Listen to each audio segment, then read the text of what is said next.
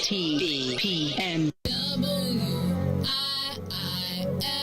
WIIFTBP. Media's just for you and me. WIIFTBP. Media's just for you and me.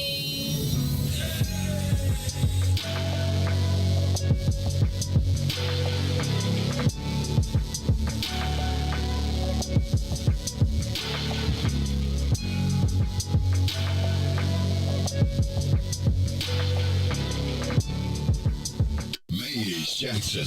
If you could make up a social media holiday, what would it be? Randy said National Don't Let No One Put You Down Day. No one. What you gonna do? So when they say something crazy, you slap them? Be like me said.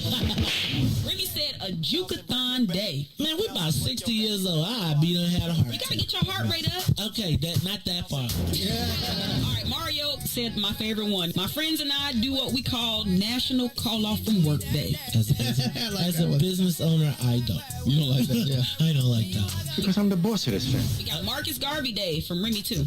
Oh, Marcus Garvey Day. All right, what will we do on Marcus Garvey Day? Call off from work. I'm going to need you to go ahead and come in tomorrow. That would be great. Okay? Yeah, right. Every black holiday has something to do with calling off for work. You're cool. I'm out. How about National Join a Positive Black Organization Day? Because I don't want to be recruited. I don't want to be recruited and the brothers be like, thank you. Thank you. How about National Tell White People the Truth Day?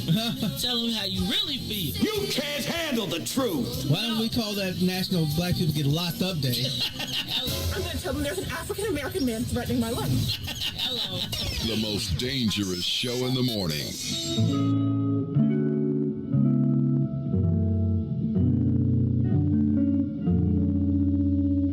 Loving you has always been easy because it's true.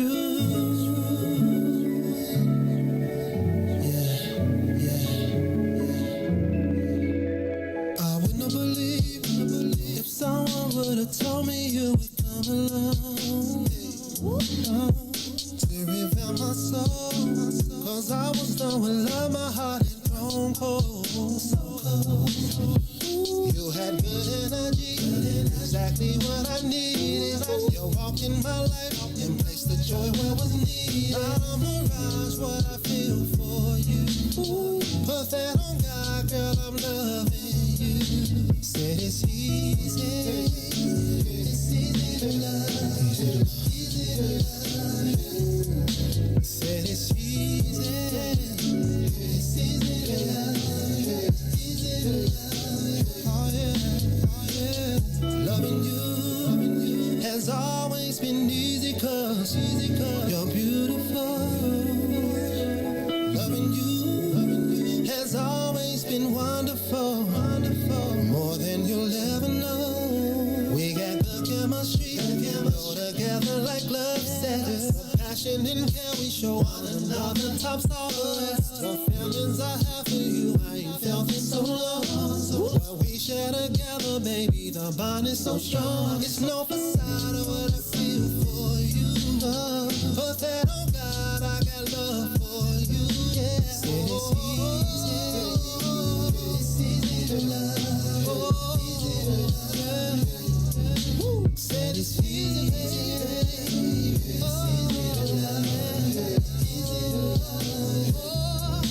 Said it's easy to love. Said it's easy, so easy to love you. Loving you has always been easy cause you're beautiful. Loving you, yeah, it's what I search my life to do.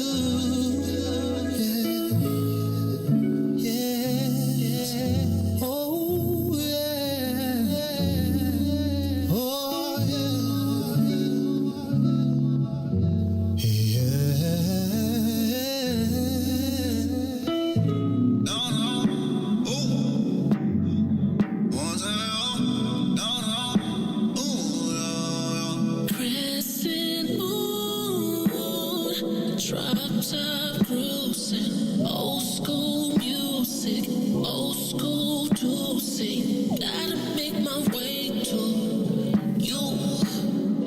Pull up on that ass like, ooh. I wanna take you to New York, Chicago, LA, Houston, down all over London, Paris, everywhere, everywhere. I'll take you downtown, girl. Show you all the kind of things in life. I wanna take you downtown. Show you all the kind of things in life.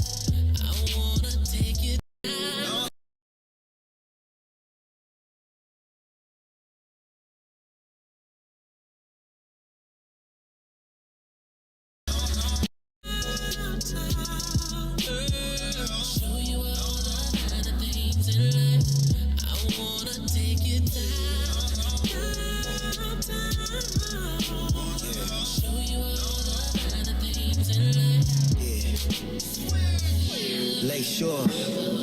I made sure to make sure, yeah, that my place yours. Yeah. 28th floor, yeah. I had 8 thoughts, yeah. All 8 yours, yeah. Cake for dessert, but I ate yours. That makes I can hear it. Houston, down all over London, Paris, the Bay, everywhere, fly all over. You left, boy.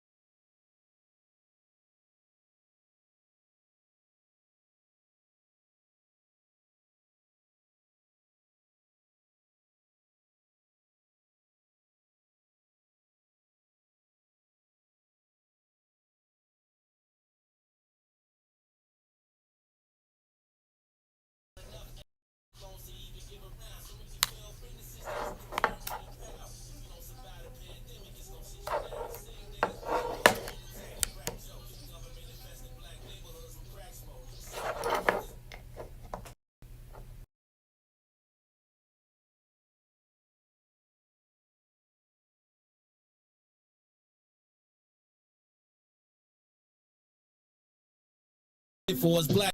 Shout out to Willie Wilson, hope one day you get to send it. We need some different players in the game to handle business. Too many shady characters like Madigan and Blago. But when you really break it down, it's typical Chicago. City full of gangsters, it's what the land was built on. Same streets with hood legends, DNA get spilled on. Carjackers out here lurking, trying to get they steal on. Looking for a block to put them Hellcat wheels on. Let us give bogus appraisals a red line. Car crackers out here getting minimal fair time. And I'm concealed carry, I stay with the pipe. But Illinois gun laws giving minimal rights. Stay up on the swivel, make sure I'm moving tight. Check all of my mirrors when I pull up to the light. Pick my homie up from out of town, man, he caught a flight. He was hella nervous, told him, shorty, this a way of life. We sing, dance, play ball, entertain, and crack jokes. Government infested black neighborhoods with crack smoke. System that milked us so bad, we got lactose. Still trying to find out what's in it for us black folks. We sing, dance, play ball, entertain, and crack jokes. Government infested black neighborhoods with crack smoke. System that milked us so bad, we got lactose. Still trying to find out what's in it for us black folks.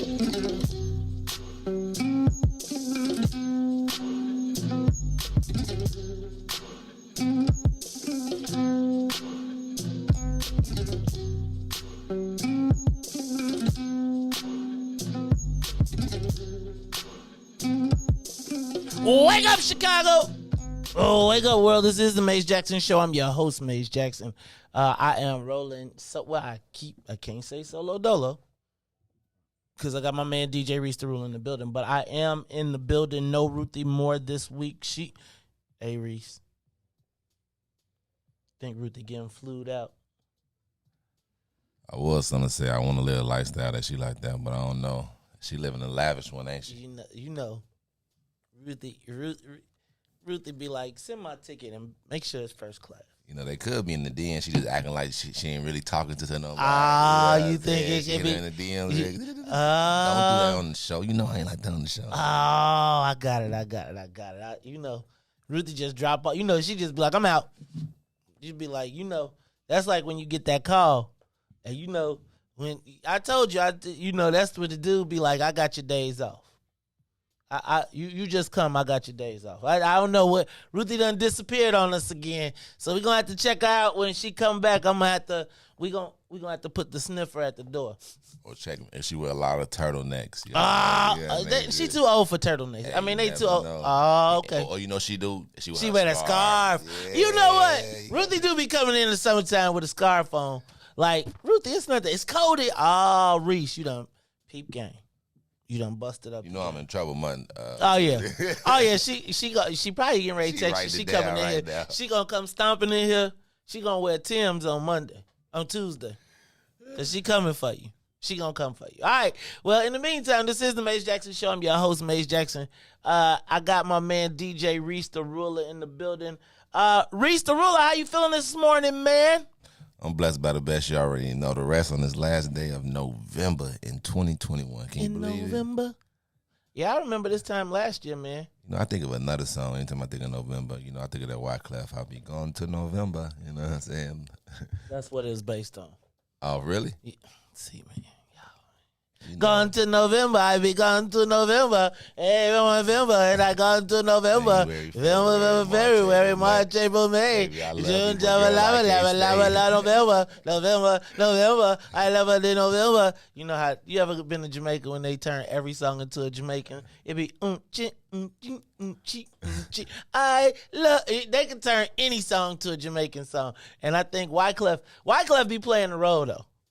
WIIFTBP be acting like he Jamaican, but he's straight Haitian, right? He be like, gone to November, I be gone to November.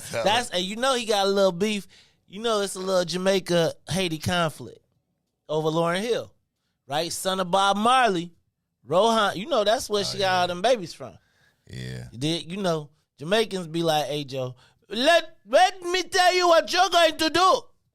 You are going to...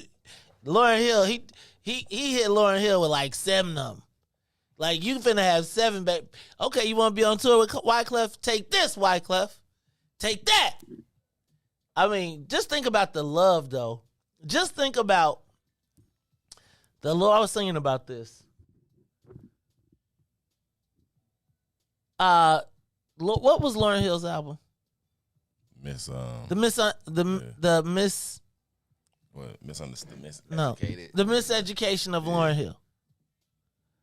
That album was born out of her relationship with WIIFTBP, which, think about the pain that she was expressing in that album that became like, dog, that album was like unbelievably, and she'll never be able to top that. So, you know, did she thank WIIFTBP or did she still be like, F you? Like, you know what I'm saying? Like, did she be like, I mean, because after that, I mean, the Fugees was dope, but when she did the Miseducation of Lauryn Hill, it took her to another level. Now, I mean, she was hating, you know, she was upset at that time. How does that work? Like, do you look back and be like... That's when you make some of your best stuff, though, when you're gone like to November, like the world against you, or you know you ready to prove somebody wrong, you know, but you're really trying to prove yourself more right than everybody wrong. Oh, that's when you make it. You gotta get your shine on. You got to be like. Yeah, I told you, you know, when Mary J was going through that, you know what I'm saying, them drugs, you know, some of her best music, you know, when R. Kelly was in trial, best music, like people really make songs off the best music. Everybody except Jesse. Or Juicy or whatever. Juicy. Speaking of Juicy, that chump in town, man. I wish he would just go ahead, lay it down. See, and they be like, should get him on the Maze Jackson show. Juicy ain't coming on this show. First of all, I'll call that man Juicy. Juicy Smoothie. Number one. I'll call that man Juicy. Hey, I'm just saying, Dave Chappelle, hey, you know, old Juicy came in Chicago. Dog, I'm telling you one more time. Bro, there was not one black Chicagoan. Matter of fact, I don't think there was any Chicagoan, period. Black, white, Asian, Latino who believed that story. And we are still 3 years later going through it. He done got Kim Fox in trouble and everything. And he is holding on to that lie. Like, dude, we not going to forget that they got cameras. You know how you told that lie and you just really... It's video, Reese. Listen. Reese, it's video. It wasn't me. It wasn't me. Listen, you know how Eddie you Murphy, catch it wasn't somebody on, they got to still hold on to it. They look you dead in the face and be like, it wasn't me. You It's gotta right work here out. in writing. That's not, I don't care what you say. Just deny.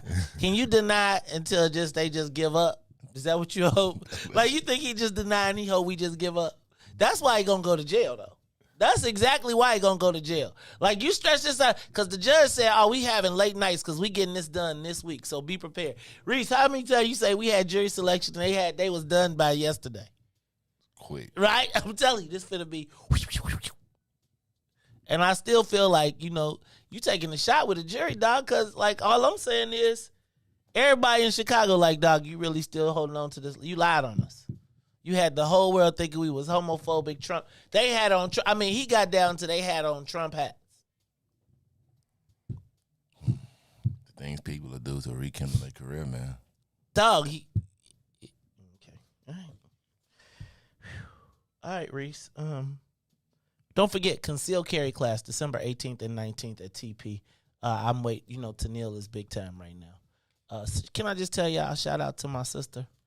She gave me money to go Christmas shopping. I was like, really? Really? TT. She's stunting. Tennille stunting. TT. Tennille's like, hey, see now, you probably need to reframe that. you if you want to do good, you probably need to reframe that, right? That one got somebody. We gonna let that be where it's at. Oh, you dirty. You dirty. I got love. I got much love. I can't believe my sister called me up though. She was like, "Hey, I ain't got time. Let me not say I ain't got time. I have too much Christmas stuff to get. So can you can you go buy out?" So I got it today a little bit later on. I need y'all to I want to shop black with my sister's Christmas money. Right? Now, we already got Solo. We already got What Your Name Is. Right? We about to go Christmas shopping. I want to bless some black. Is there a black toy store? Like, we'll talk about it a little bit later. But, hey, Joe. Hey, Reese, it's crazy when your little sister be calling you up like, hey, go on, right?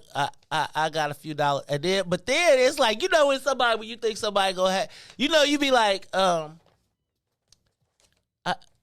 she said, go Christmas shopping. Reese, so I think, $400, $500, right?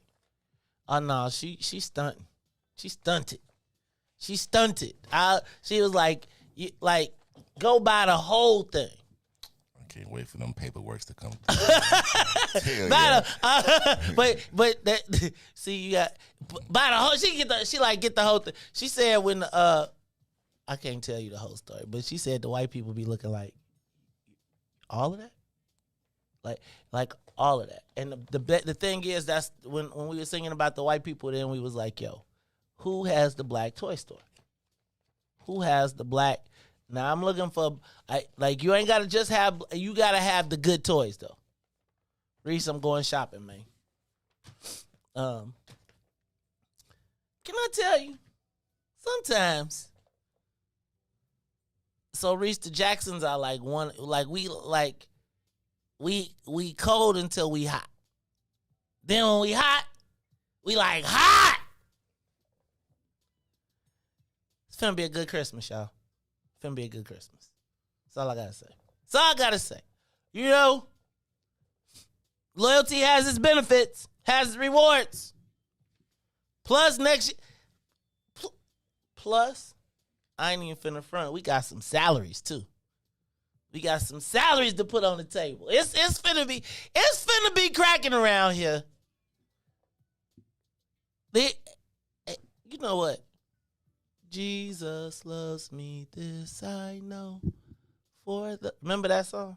For the Bible tells me so. Come on. Little ones to him belong. Too much. They are weak, but he is strong. Learned that in church summer camp, man. Yes, Jesus loves me. Yes, Jesus loves me. Oh, I should have saved this till. I should have saved it. Because, you know, I had the old folks going. Yeah. You know, because, you know, when that's the first version. Then, you know, that's the first time they go through it, it be just chill. The second time, it be, turn up a little yep. If I was talking to Church Chicago, I would ask them to do it. Riis, I'm telling you, it's getting ready to be a whole bunch of, you know, I'm going to just tell you. Riis, I'm going to tell you, man. I've been checking my list. I've been checking it twice. I'm trying to see who's naughty or nice. Who naughty? Meg Jackson is coming to town. Riis, I'm going to be putting some coals and some stockings around this pad boy. Muggs can't come to the telethon. I ain't see your name on the list. And hold on, I had Dante. Like, we had the Sinners in the building. The Brown Liquor Crew was in the building. You mean to tell me I couldn't get my... You mean to... I'm just telling you. It was a Friday. Yeah, well, hey, man. We started at 6. Oh, well, you know... Yeah, it's okay. It's okay. I'll be like, it's okay. Chris, I seen you, Chris. I said, you know, I'm gonna take. I seen you, B. Foster. I seen you at the Bulls game. We be trying to, you know, you be financing people's dreams and nobody want to come see you, Riis. Then Riis, when I be like, it's all good though. I'm just talking smack right now. I'm just, you know how I be like, I'm just serious. Y'all lucky it's a good Christmas this year. It is a good Christmas this year, and I am grateful. I am blessed. Matter of fact, maybe we might have to pull some of that out a little bit later. Riis, let me run through some of these headlines real quick before we take the plane off. Juicy Smollier's in trial. His trial starts today. Sports betting skips black people. We're going to talk about that a little bit more. Also, I want to point out the dynamic that the mayor has going on with this sports betting and the behind-the-scenes fight between the Dailies and the Blooms. It's interesting to see how this all works. And I'm just saying, who is talking? Riis? Hey, Riis, you sports bet, don't you? You be. I be noticing you during the games. You be on your phone looking all day. And all I'm gonna say is, if we pass this sports betting or deny it, and nobody black is getting a cut, hey Riis, did I tell you I got sports betting machines? Riis, I do. We gotta cut the black people in, Joe. It's like they be having these conversations like we not there. I don't think nobody should get to eat till we start eating around these people. You know, Riis, I need me like a different kind of crew. I feel like we need to have a Godfather watch session. And then we need to pull out the lessons and start teaching people the lessons. Because I think we don't get it. I really do. And I think that I think that you could probably solve almost every answer in life through the movie The Godfather. 1 or 2. Not 3, but 1 or 2. Not 3. 3 was, I was like, man. Now they recut it, and I saw the recut, and that was decent. But Riis, I just think that I was telling somebody that we are in, I don't know, did you see the show I did with Big Stu? Hey, Riis, we got 2 more new shows coming. I meant to tell you that. That's why I'm telling people who appreciate the network. They like, what can I do to be on What's in the For the Black People Network? Be like, oh. So anyway, I did a show on, it was Money, Sex, and Generation X. And I was explaining how people say, black folks say, I don't mess with that politics. And I was like, well, then the politics messes with you. It's like you're on the chessboard. It just depends on whether you're going to be a pawn that's moved around the chessboard or you're going to have rank and decide which way you're going to go. And I think so many times we are just pawns to be moved around the chessboard. So we got to talk about that a little bit in this sports betting thing, right? It's like they need black votes. Black folks, let's make some black people rich. I mean, I understand that they got people making $3,000, $5,000, $2,000 a month, whatever, on the lobbying side, but we need a cut of the equity. It's not just enough to put us on the lobbying team. And I got to say one more time, John Rogers cannot be enough. No shade to John Rogers, but he cannot be enough to give white folks all the sports betting in the city. He can't be. He's already rich. They'll have us crying for a millionaire when we can make more. Just say that. Parking ban starts tomorrow, Riis. I'm just letting you know. You got to know this, bro. And I know you probably already got the hustle together. But this parking ban, parking on the main streets, December 1. I live on a block where literally they start lining up the tow trucks. They bring like flatbeds and everything. And at literally, it's almost like a whistle goes off. And it's like they try to snatch as many cars as they can and haul them away down the block where then they can stack them on cars and move. So they just want to snatch them. Like if at 12:01, they just start towing, then they put them in a lot and then they tow them off from that lot. Right? So it ain't that they worried about the safety. They like, this is our big chance to make all the money. So if you got a car that's parked on a main street and you see that sign that's red, white, and blue that says this is a snow route, get your car off the street today. Don't even wait till, don't go to sleep. Get it off the block. All right? Dreadhead Cowboy is in court. The judge is going crazy like, all right, look, man, dude is defending himself. He is just like, if you don't get it together. You remember the Dreadhead Cowboy, right? Riis, did you know Dreadhead Cowboy was also he had an alternative, but he's a dude of the night too. Like, he put on a cowboy hat with no shirt and just chaps and went to the parties. Yeah, man. I ain't know he had, no shade. I wonder, did he ride the horse into the, did you have to pay extra to get him to ride the horse into the, to the bachelorette party? My bad. Okay, too soon? Too soon. All right, I quit. All right, Greg Harris to retire from Springfield. He's the number 2. He was the first openly gay state representative, rose to high ranks of power. Man, I didn't know he was 66 years old, but he is retiring. Lee Elder, does that name sound familiar to you, Riis? Yes. You know why? Why? Because he was the first black golfer to participate in the Masters. He died. I remember Lee Elder, and it was like, when somebody would turn on the TV and they would turn it to golf and you would be like, oh my God, before there was Tiger Woods, you'd be like, are you really turning this stuff on? Like, you just couldn't fathom the fact that anybody black would watch golf. And then Lee Elder would come on and you'd be like, well, at least it's a black man on there. But respect to Lee Elder, who passed away. And then this weekend is the Chicago Elite Classic. Shout out to Dr. Eric Whitaker, his wife, and family for putting on the Chicago Elite Classic. It's back at UIC. So I'm going to have to try and check that out this weekend. I don't know, Riis. I want to go. But this Chicago Elite Classic, hey, man, it's like St. Rita is playing in it. And I don't know, should I take my son or not? Because he's still a little salty, right? He like a little salty, right?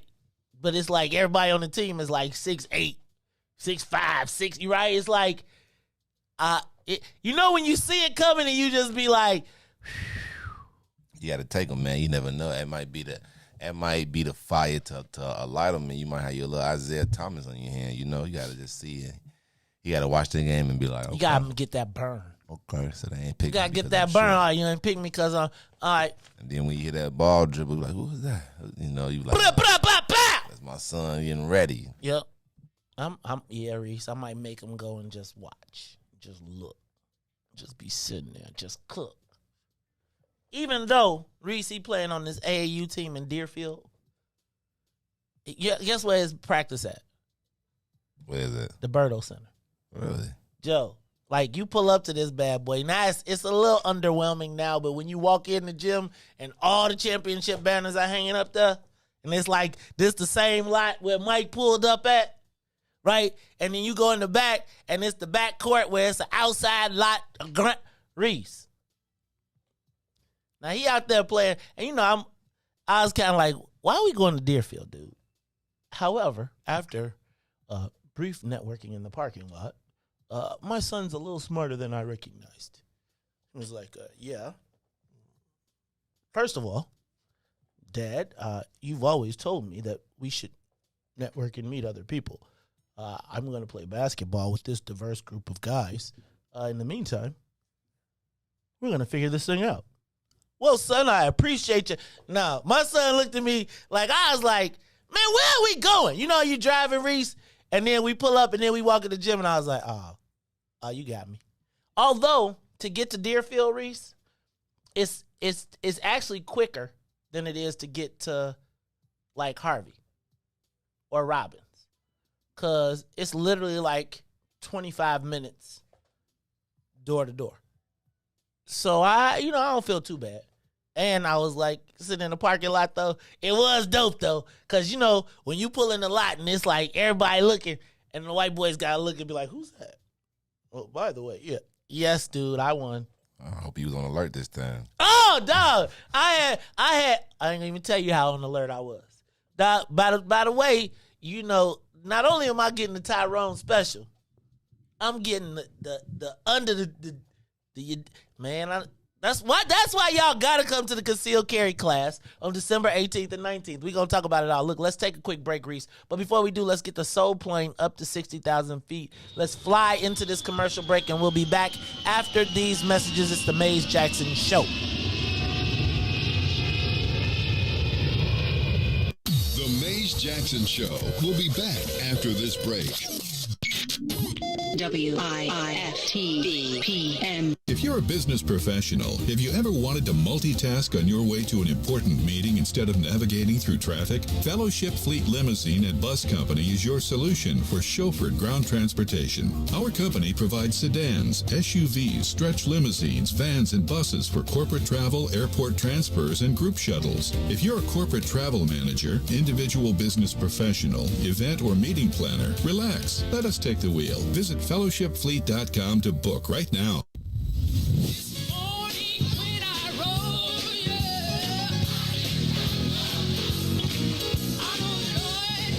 Church Chicago's Power Hour.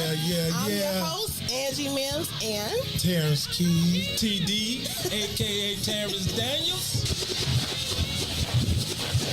I wish I had one witness in the house. You got one. Got a couple of them. Got a couple Two T's. Give me a testimony. Oh, Lord. He's did it before. Oh, Lord. I got one. One better. I got 5 reasons. 5 reasons. Oh, Lord. He turned it around. Turn it around. He woke me up this morning. Oh. Don't do this. Don't do this. Go Number ahead. 4. He woke me up this morning. Come on, number 3. Come. He woke me up. Oh, Lord. He woke you up. That thing can touch you much. One of them 5s will get you. What's the second one? He woke me up. Yes, sir. Yes, sir. Oh, my God. And the number 1 reason. Number 1. Final answer. He woke me up this morning. He woke me up this morning. That's a testimony. That's a testimony.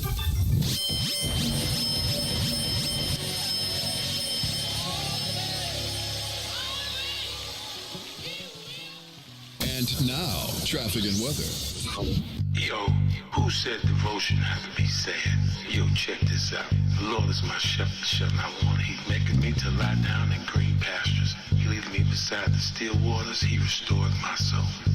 God's gonna turn it around. Come all the way with me. Good morning. What's in it for the Black People Media family? The time is now 6:38 a.m. and I'm Riis the Ruler with your Chicagoland area traffic, weather, and sports report.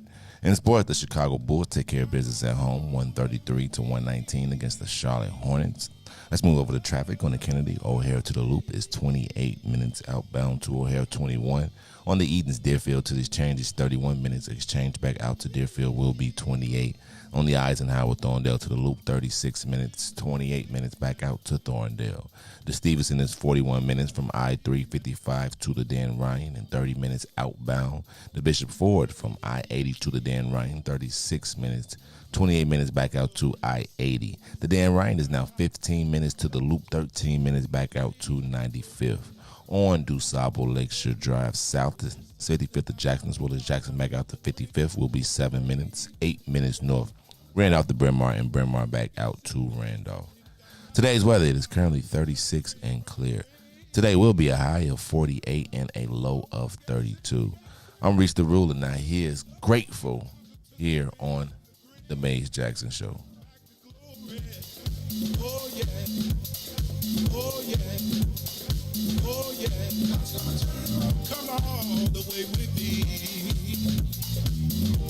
Don't leave me now.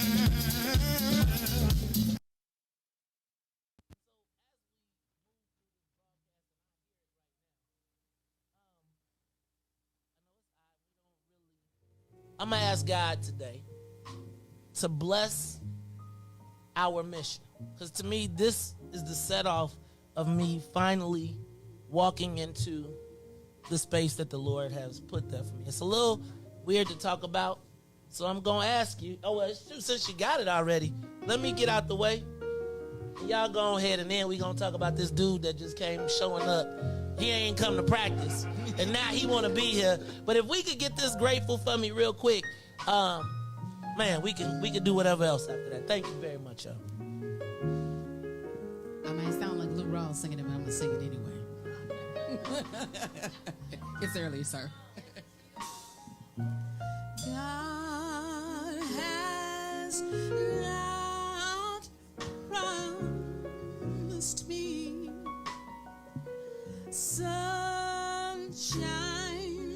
That's not the way it's going to be.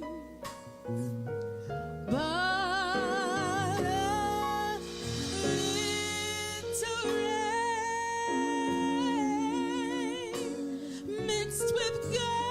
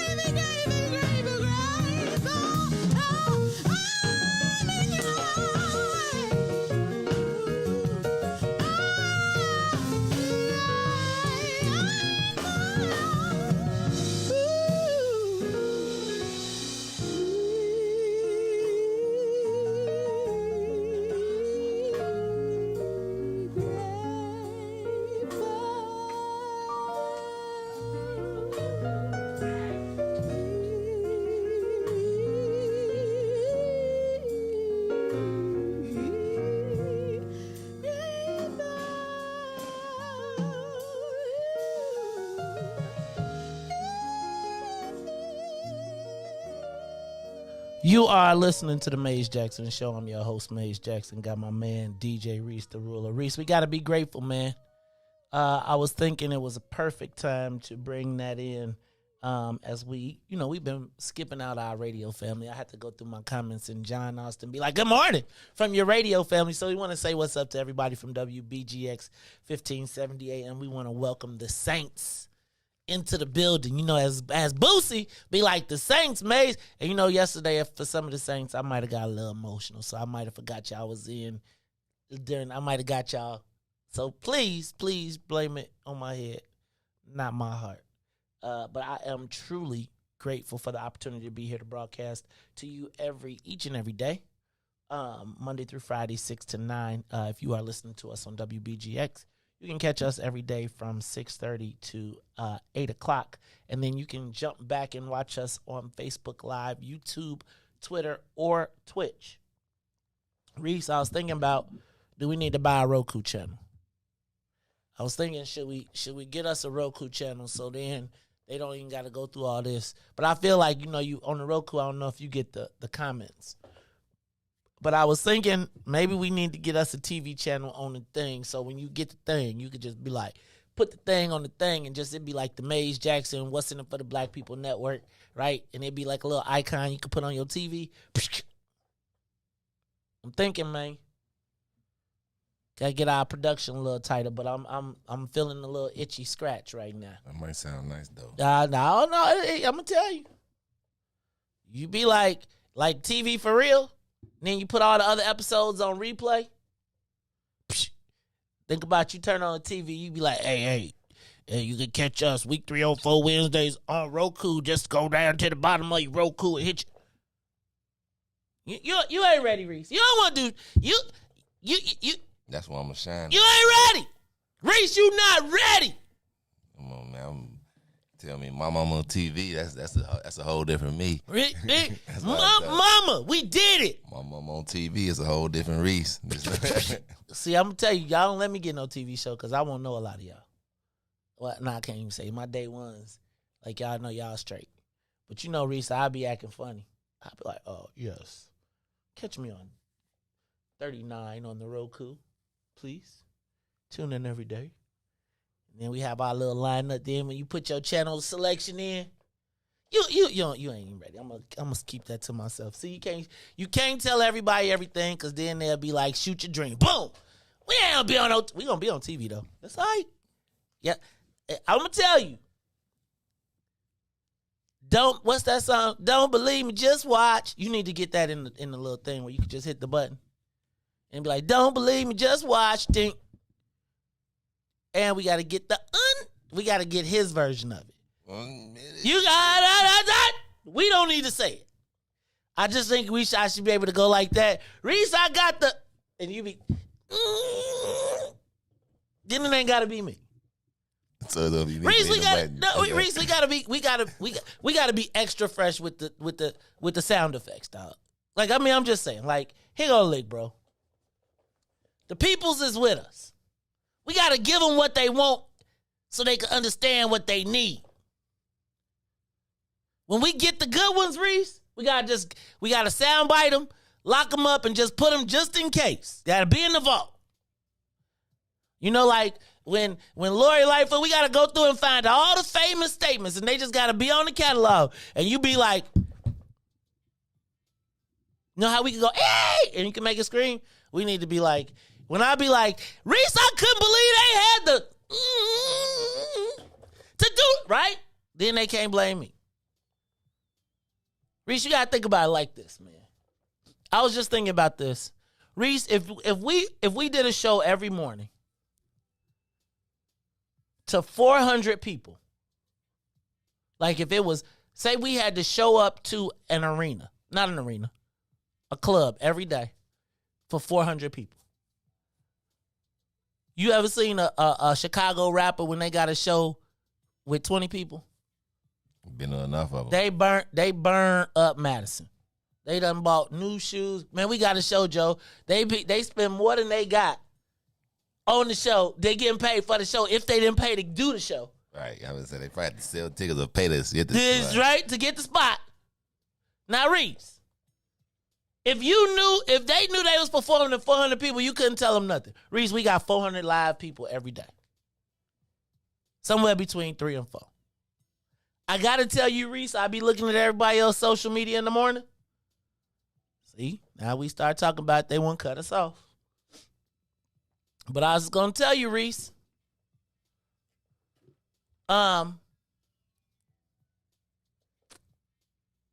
If we had 400, if you knew you was performing 400 and you was a DJ, because you got to think of yourself as like the DJ of the show, right? It'd be like, right? Like if you was scratching, right?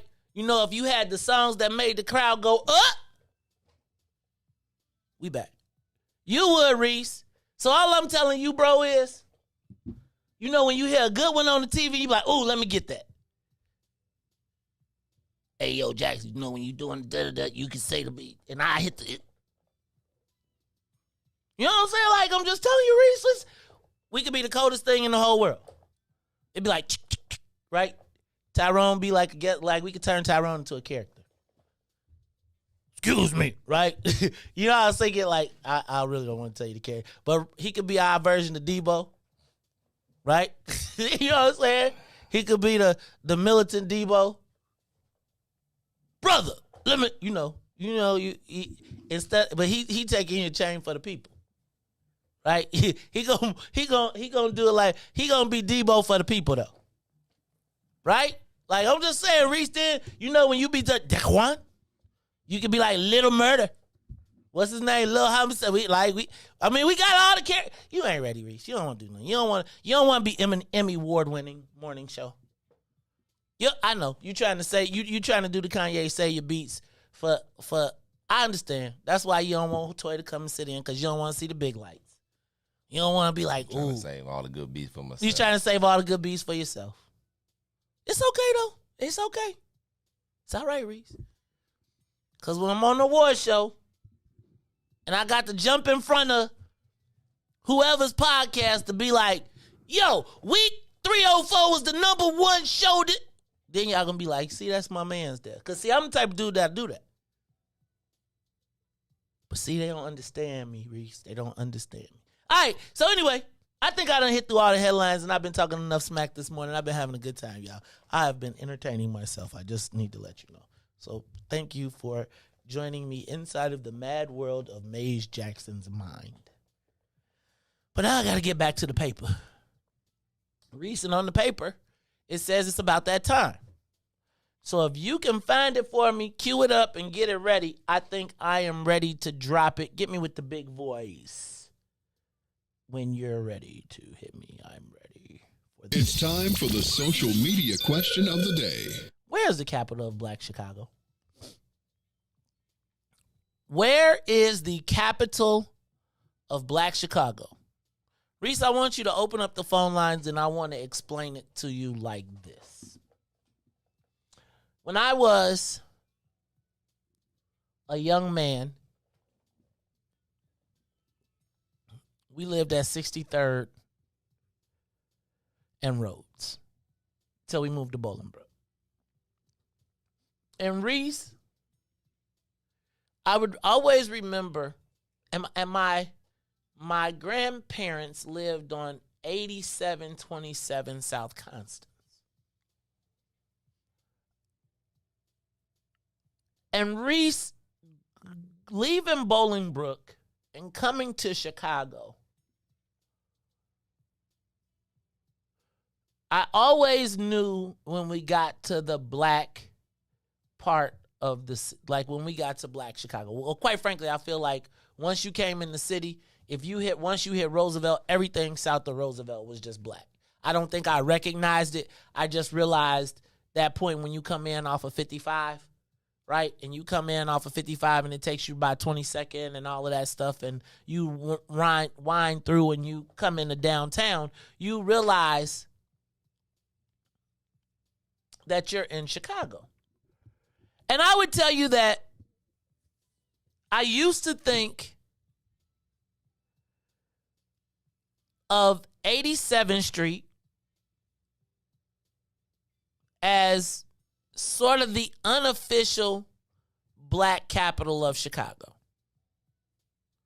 And like sort of like 87th and Stony and the circle around that as sort of like my idea of the black capital of Chicago. Now, I didn't really know very much about the low end, right? I didn't know very much about Bronzeville, and I definitely didn't know very much about the West Side.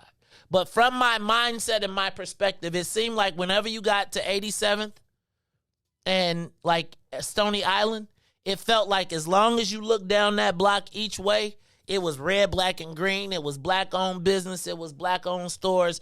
It seemed to thrive.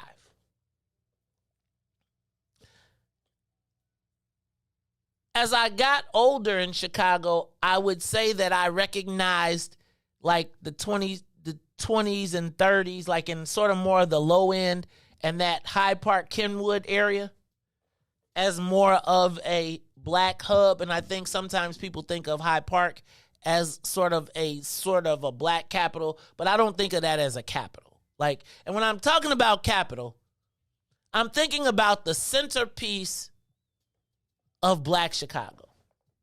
And so I want to know where, and I recognize that there's probably distinctions between the South and the West Side. Like I would say probably if you went to the West Side, you probably say this, the capital of the West Side is Madison and Pulaski. Yeah? Yeah, you might say that. I would say that. Everybody know. Huh? That's what everybody knows. Like I would say like if you were to say the hub of commerce where everything meets on the west side of Chicago, Madison and Pulaski, you can get everything from rocks, blows, edibles, all the way up to high-end gym shoe, right? Like it brings almost everything of the west side together. I would tell you that Bronzeville probably at some point, sort of in that 35th and King Drive where the Supreme Life building and it was at one point, King Drive was the capital, and correct me if I'm wrong, of black Chicago. Where between that Bronzeville area, and I don't know that it was named that then, but that area where you had the nightclubs, where the policy ran, you had business, politics, streets, everything came together. I think of like sort of like the black capital, the hub of where in Chicago over this Christmas holiday will blow up. Right? Where everybody, like if you were black and you were coming to Chicago, you were going to be like now if you go to 87th, it ain't the same. Right? Like 87th Street now is not the black-owned Mecca that it used to be. If you think about Madison and Pulaski being the black capital of the West Side, how much of that is black-owned? Almost zero to none. What is, like remember I did this with the South Suburbs and I said, what's the capital? And we was like Harvey, right? What is the black capital of Chicago? Like, where is the center point, the meeting place, the place where you could say that is the epitome of black Chicago? Where is it that we run the commerce, we run the politics, we run the streets, we run all of that, and it benefits our community? Now, I would argue that 87th and the Dan Ryan and that circle right there could be considered somewhat of it. But how much of that is black owned? And if you think about 87th and the Dan Ryan and the commerce that transacts there, you know why I think of it so much? Because that's why I see the most black people moving around, owning, selling, but they're in the streets while all the other people are in the businesses. And we get the fall off of everybody owning the capital of our capital. Am I making any sense here? Oh, yeah. I'm curious to know, like, where do we have our flag planted? Where, because yesterday I was thinking about how we were so quick to protect Abdullah. So Abdullah came and put a flag down smack dab in the middle of your capital, but he don't feel like, man, he like everybody else got a flag here. Why can't I? Like, is there a black Mecca anywhere in Chicago for a black? Like, is there a Little Velita? Is there a Greek town? Is there a, right, Little Italy, right? Think about all of the communities that have a hub that all of their people can return to. Like for Little Italy, they ain't got all the stores and the shops, but you can best believe them people coming over there buying them some salami from the joint, and they gonna shop and patronize in the old neighborhood. Where is the black capital of Chicago? Give us a call, 872-259-7474. Anybody on that line, Riis? They don't, because they ain't got one. Now I'm gonna tie this into our next topic, which is the Chicago remap that is happening. Right?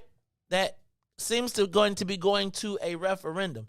Like, I guess my thing with the black capital is there anything in the black community worth protecting? Like, is there anywhere that we cannot afford to concede? Is there anything that we control in this city that, like, I think about how many remaps worked to protect Greektown until the Greeks sold all of Greektown and still got their flags and everything planted around it. Is it 75th Street? Right? Maybe it's 75th Street, but how much of 75th Street is black owned? It's black aimed, but is it black owned? What can we not afford to give away in our community? We're going to talk about it a little bit more, and we're going to talk remap when we come back after these messages. It's the Maze Jackson Show. The Maze Jackson Show will be back after this break. Shop at Black-owned and operated Solo Beauty, where you are appreciated and respected. Located at 8158 South Cottage Grove, Solo Beauty can supply all of your black hair care needs. Solo Beauty is open from 11 a.m. to 8 p.m., Tuesday through Saturday. What's up, everybody? It's the green side of things. It's your man, Sadiq. And Cassiopeia. And we need you to like, comment, and share. We need you to do it right now and join us at our new day and time, Wednesdays from 1 to 3 p.m. on What's in It for the Black People Media. And now, traffic and weather. Good morning. What's in it for the Black People Media family? The time is now 7:03 a.m. And I'm Riis the Ruler with your Chicagoland area sports traffic and weather update. In sports, the Chicago Bulls take care of business at home yesterday against the Charlotte Hornets, 133-119. Let's go, Bulls. Let's move over to traffic on the Kennedy. O'Hare to the Loop is 39 minutes. Outbound to O'Hare is 22. On the Edens, inbound from Deerfield to the Exchange is now 43 minutes. Exchange back out to Deerfield, 28. On the Eisenhower, Thorndale to the Loop, 36 minutes. Back out to Thorndale will be 28. On the Stevenson from I-355 to the Dan Ryan, 41 minutes. 30 minutes will be outbound. The Bishop Ford is 36 minutes from I-80 to the Dan Ryan and 28 minutes back out to I-80. The Dan Ryan is 15 minutes to the Loop, 13 minutes back out to 95th. On DuSable Lakeshore Drive South 55th to Jacksonville. The Jackson to 55th is 7 minutes and 8 minutes north. Randolph to Bryn Mawr and Bryn Mawr back to Randolph. Today's weather is currently 36 and clear. Today will be a high of 48 with a low of 32. I'm Riis the Ruler, and I hear Sparkle with Ease here on The Maze Jackson Show.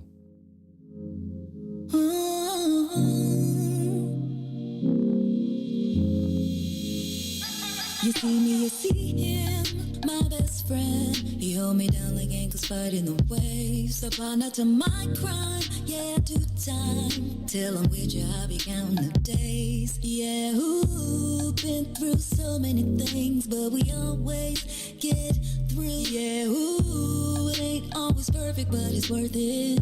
This is deeper than the surface. If I said I didn't love you, you would not know I've been frontin'. Wiped all my scars away like it was nothing. Took the parts of me I tried to hide and make them something, something like it was nothing. Ooh, some magic, baby. Ooh, you know you drive me crazy. Ooh, you give me peace of mind.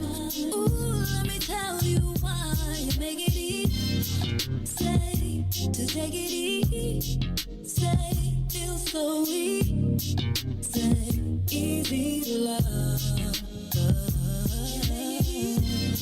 Say, to take it easy. Say, feels so easy. Say, easy to love. I never thought that I would give it to you, but now I don't think it's the time. I won't do it. I think it's cause the way you talk to me. Know how to say it without making me feel little. You're gracious even when you pop off on me. When you get done, I got a little something to drop off on you. Because you earned it with the time you took to put it that way. You got me liking to get put in my place. I didn't love you, you and I know I've been frontin'. Wiped all my scars away like it was nothing. Took the parts of me I tried to hide to make them something, something. Like it was nothing.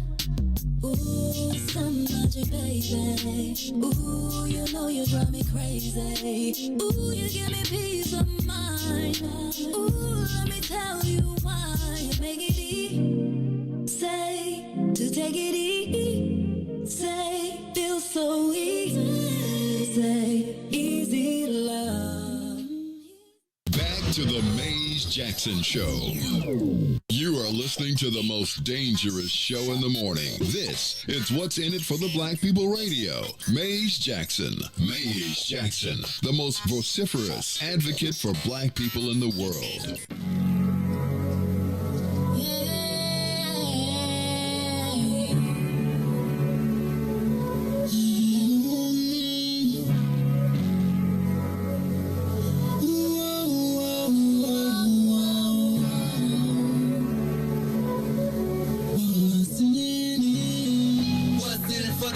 People, cause economically we are not equal. Waking up to life, can't toast no more. I told y'all, yeah, this a dangerous show. Don't go to church if you ain't trying to help us. Don't even try to be around and can't protect us.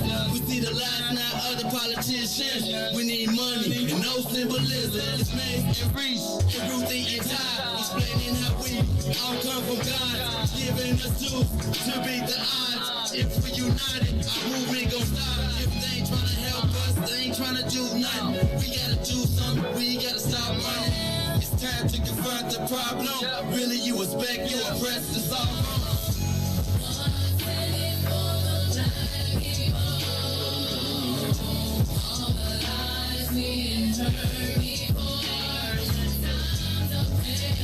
You gotta do more than listen. Back. Some action with on the count of three. Let's run. Black people don't stop that hate. Just look in the mirror, realize you great. Yeah, we always argue with our brothers, but ain't nobody gonna take our place. Just stay in tune and stay on top about who forwards, about who not. Just green light all the black economy. Then watch all the shooting don't stop. To my black people in power, just remember we put you in power. If you really want to save all the black princesses, be Mario and not Bowser. They gave us a hard job. We gon' make it if we do it together. Divided we fall, we gotta evolve. With confidence, you are ready before you started. With no confidence in the people, we always gon' be defeated.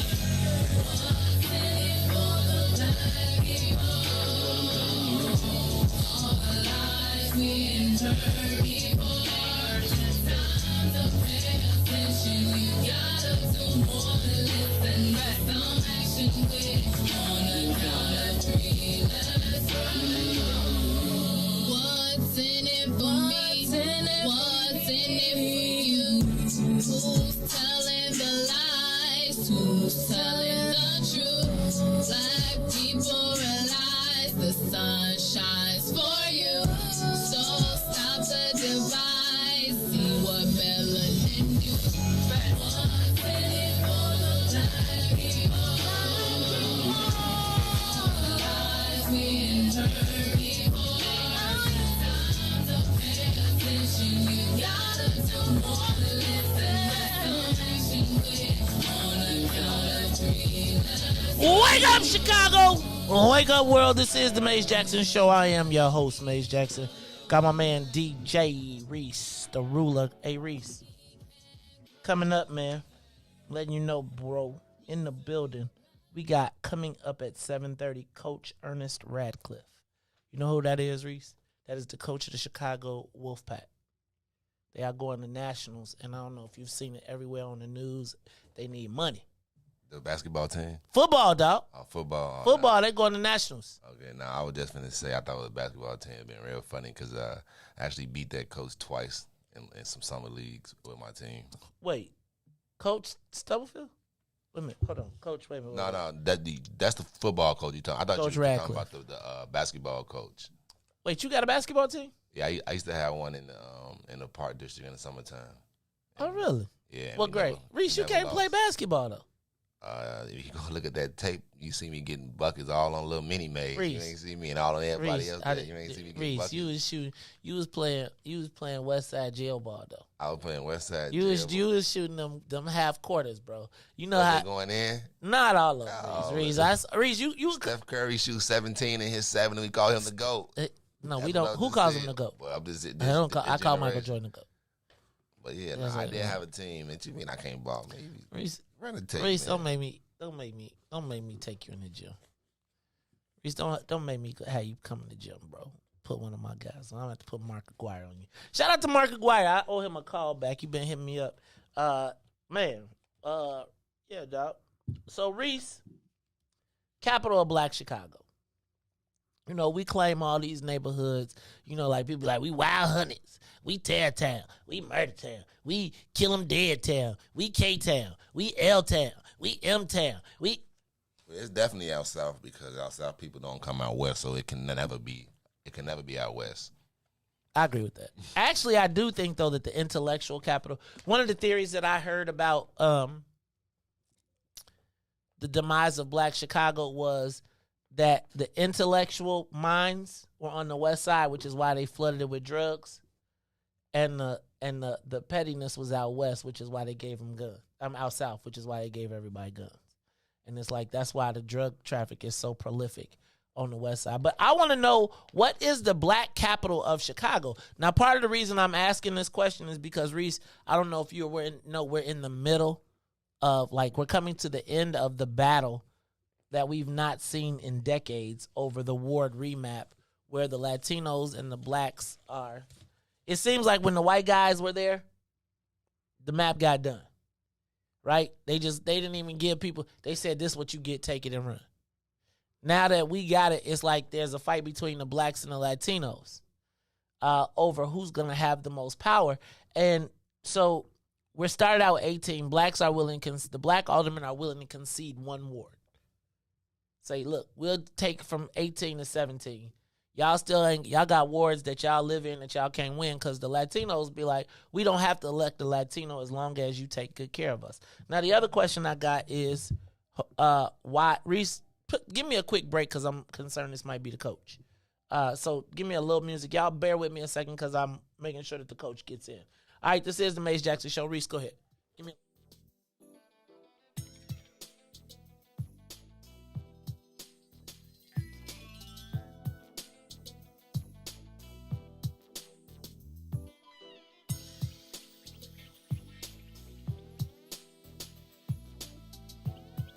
You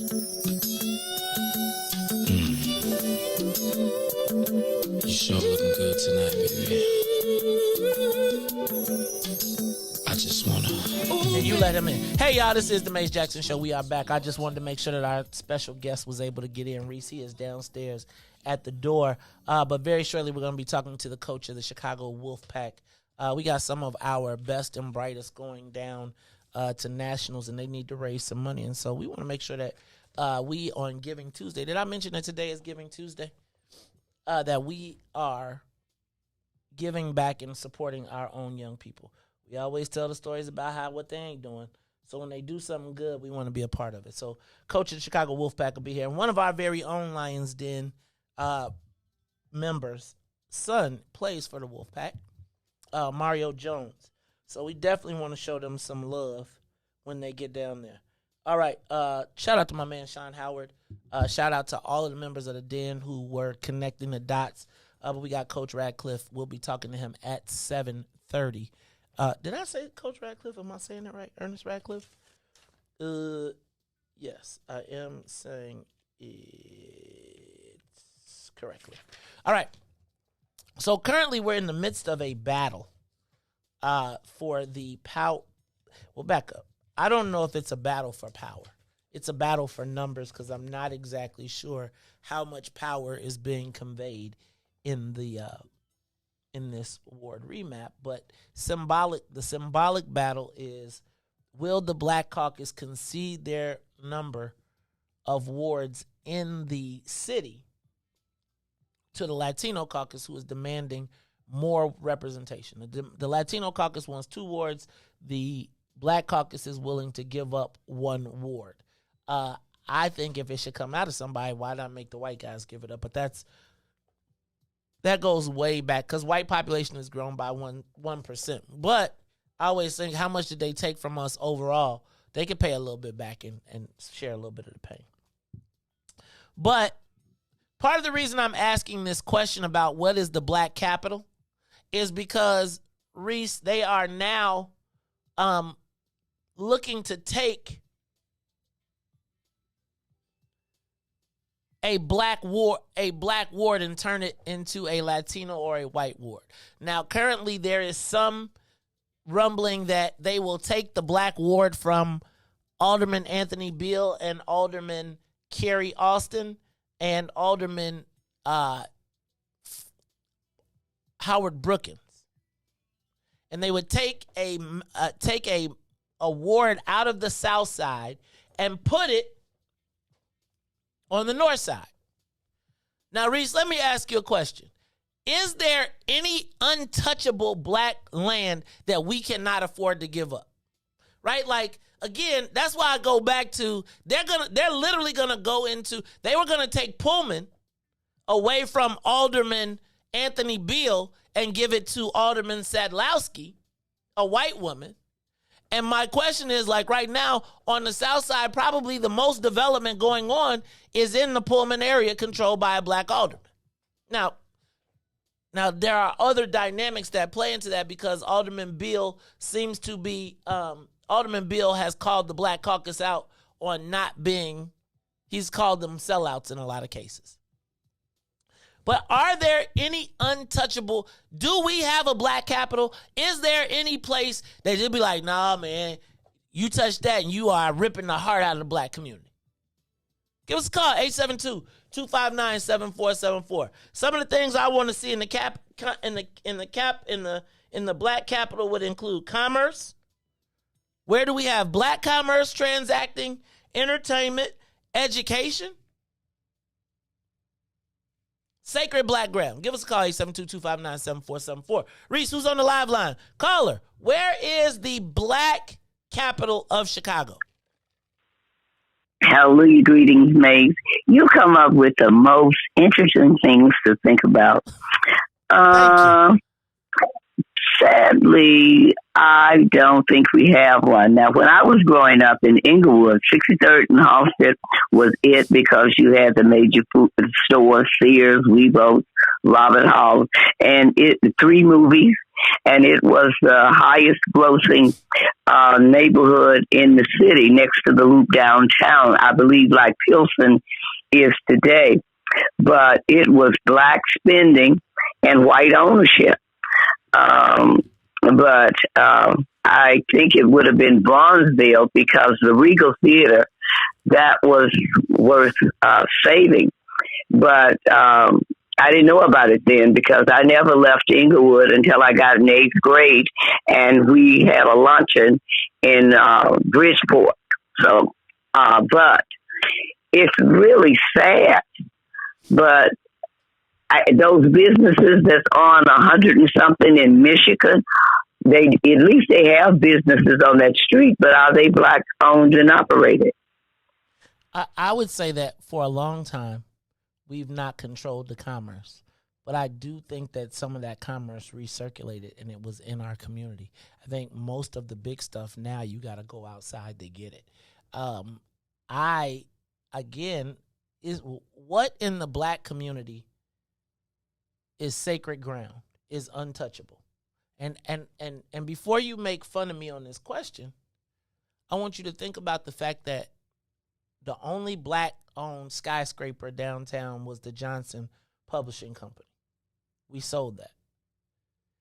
The landmark of the Chicago Defender, which was the lighthouse to black people who were coming to Chicago as part of the Great Migration, sold. Soft Sheen, right? You drive. I remember NWVON. Think about driving down 80. I remember distinctly as a black kid when you made that turn to come to Indiana and like where you would get by Magic Kiss. Remember there was the Magic Kiss there, but you would see the Soft Sheen that was on the right side. There was the Jewel Grand Bazaar, that 87th Street. And it almost felt like when I got off the expressway at 87th, it was like a whole new black world that I went. There was insurance agencies. There was just it felt like it. Maybe I just was imagining this. Maybe I did it. You come from Bolingbrook and you get off the expressway and you see, I remember going to the corner store on 87th Street over there by Constance and learning how to play Gallagher 3, right? But it was like a black-owned corner store. Remember the Goodyear Tire on 87th Street. And I don't know where now is there a black Mecca, like a black anything in Chicago. Like, where's the black destination that when you come to Chicago, your family has to see this? It has to be like, what do black people look for in Chicago now besides going to see the Obama Museum? What is untouchable ground? Like, is it Washington Park now? Remember, University of Chicago is trying to buy our history.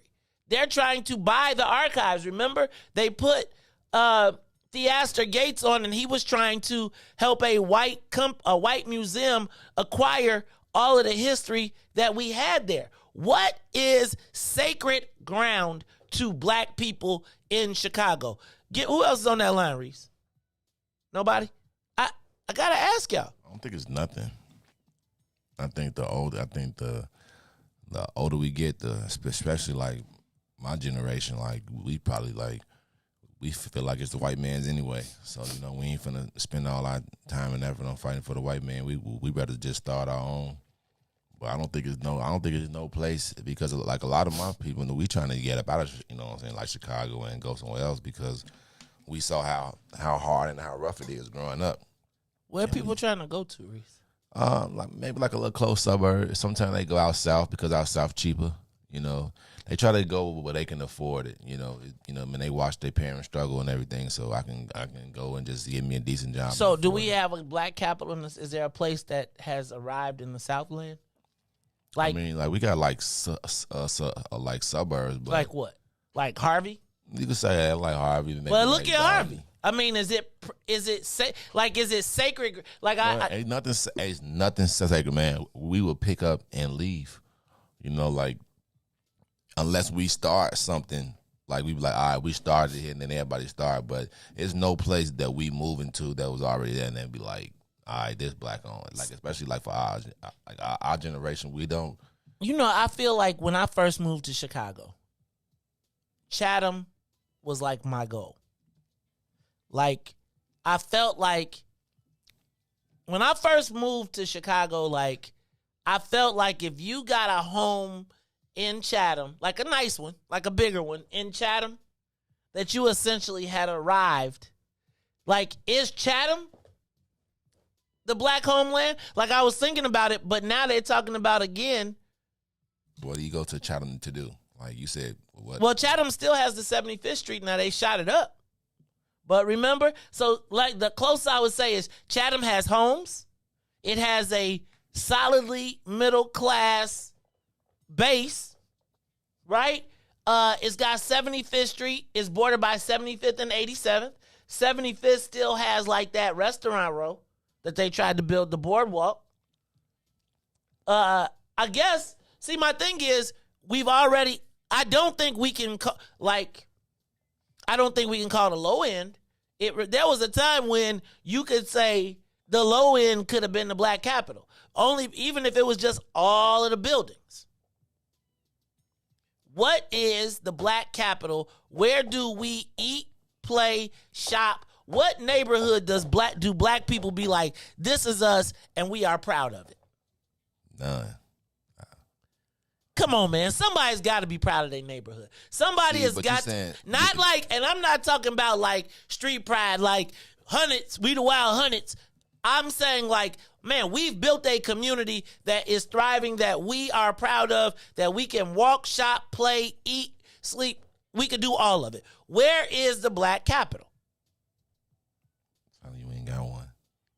There's no place that black people say, hey, man, like, we got to go here. Hey, like you just said, Arabs, man, they go and shop at their people place. When you go to Chinatown, you know, Chinese people go there. You know, when you go here, they you know, like people like go there. It's no spot where black people like, we only gonna shop right here. You know what I'm saying? Like, we always trying to get a piece of the pie into the white people land anyway. So any probably place that you see like a black owned business, a white man try to get a piece of it. If not, it won't be there for too much longer before you'll be saying another story about how somebody then came and tried to buy up all our history and take our buildings and make them something else. And now this area is now regentified, where it used to be black people for the last 50 years. It was shooting and killing. And now they done put the Obamas in here and move white people closer.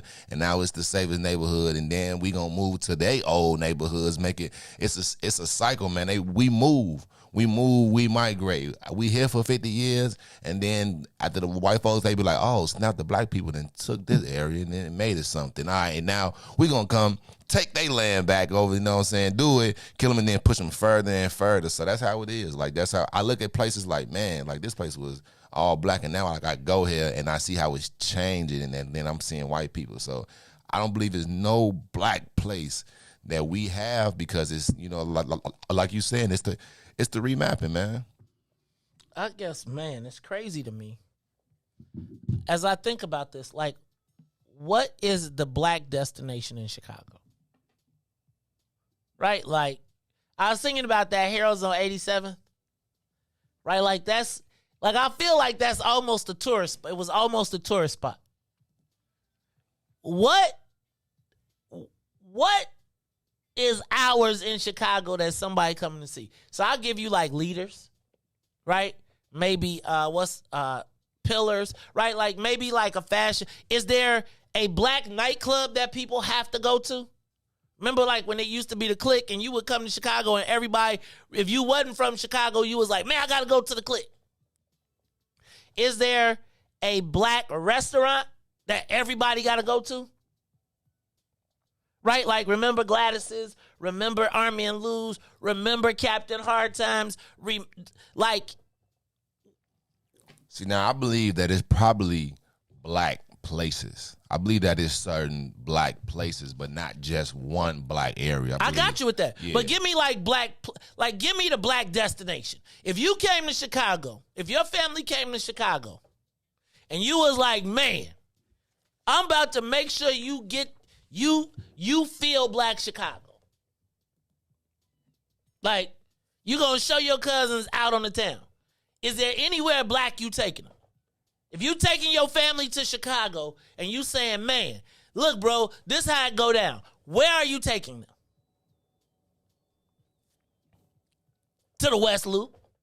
To be like, look at Fulton Market, look at all these bomb restaurants. Hey, you know what? You might be. No, I'm saying, like, you're not going to take them anywhere really black. You might, so let me back up. You might take them to a bar, but is it a destination?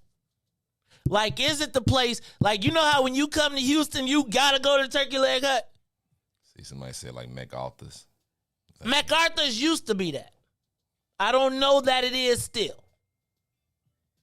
Shout out to MacArthur's, though. I just believe that it's black spots now. Like I said, it would definitely be good if we had some leaders like come together and we just say, hey, man, they're going to push us here and we going to build black Chicago right here. And we have a, you know, I think remember Black Wall Street? It's so unforgettable. You know, like, you're like, huh? It used to be a Black Wall Street.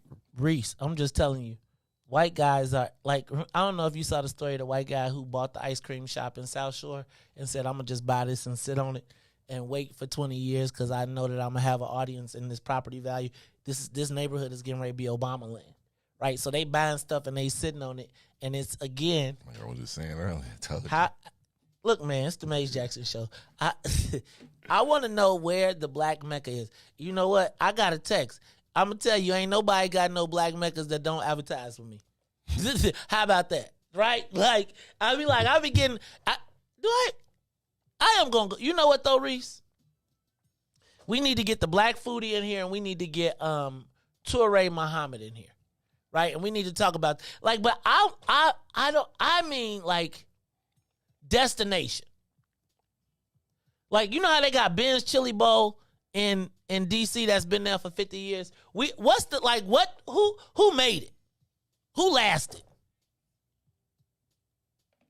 Because we can't even fry our own chicken. Look, y'all, it's the Mace Jackson Show. When we come, my bad. But we don't got no garlic. We don't got no garlic shawarma sauce. So we got the world travels to Chicago to get mild sauce, and Black people talk about some. Yes, we're gonna get rid of our mild sauce so we can have some Greek shawarma hummus. It's the Mace Jackson Show. When we come back, though, let me tell you. Let's talk about some success. We have in the building with us. Coach Ernest Radcliffe. He is the coach of the Chicago Wolfpack. I don't know how you could miss it, but they are going to nationals. But they need some help, and it is Giving Tuesday. So what better thing to do than to give to our young people? When we come back, we'll talk to Coach Ernest Radcliffe of the Chicago Wolfpack. Shout out to my man Mario Jones. I think his boy is on the Wolfpack. So you know we got to show him some love. We'll talk about it more when we come back. It's the Maze Jackson Show. The Maze Jackson Show. We'll be back after this break. WIIFTBP. Introducing your trusted source for high-quality Black emojis, better known as Blackmoji. We believe Black is beautiful, and that beauty should be reflected in the digital market. Now there is an app that does just that, starting with Black Greek letter organizations. Blackmoji D9 offers more than an emoji app. It is a cultural experience of Black excellence. Download the app in the Apple or Google Play Store to access a specially curated catalog of emojis representing the Divine Nine. Use the emojis to celebrate Black Greek events, acknowledge current events, support social causes, and learn about esteemed Black Greek members who blaze the trail of Black history. A portion of every subscription goes toward a scholarship fund specifically for members of Black Greek letter organizations to help keep the legacy alive. Download the Blackmoji app today. And now, traffic and weather. Good morning. What's in it for the Black People Media family? The time is now 7:34 a.m. and I'm Riis the Ruler with your Chicagoland area sports traffic and weather report in sports. The Chicago Bulls take care of business at home yesterday against the Charlotte Hornets as they will win 133-119. Let's move over to traffic on the Kennedy O'Hare to the Loop. It's now up to 1 hour and 6 minutes, but outbound to O'Hare is 33 minutes. On the Edens from Deerfield to the Circle, 56 minutes. From the Circle back out to Deerfield will be 47. On the Eisenhower Thorndale to the Loop, it's 1 hour and 39 minutes. We'll be back out to Thorndale. On the Stevenson from I-355 to the Dan Ryan will be 48 minutes, outbound 37. The Bishop Ford is 40 minutes from I-80 to the Dan Ryan, 36 minutes back out to I-80. The Dan Ryan is 21 minutes to the Loop, 15 minutes to 95th. On DuSable Lakeshore Drive, South side, 55th to Jackson is 9 minutes. Jackson back out to 55th will be 7. On the north side of things, Randolph to Bryn Mawr 8. Bryn Mawr back to Randolph will be 10. Today's weather, it is currently 37 and sunny. Today will be a high of 48 with a low of 32. I'm Riis the Ruler. Now here is Lex with Interstellar here on the Maze Jackson Show.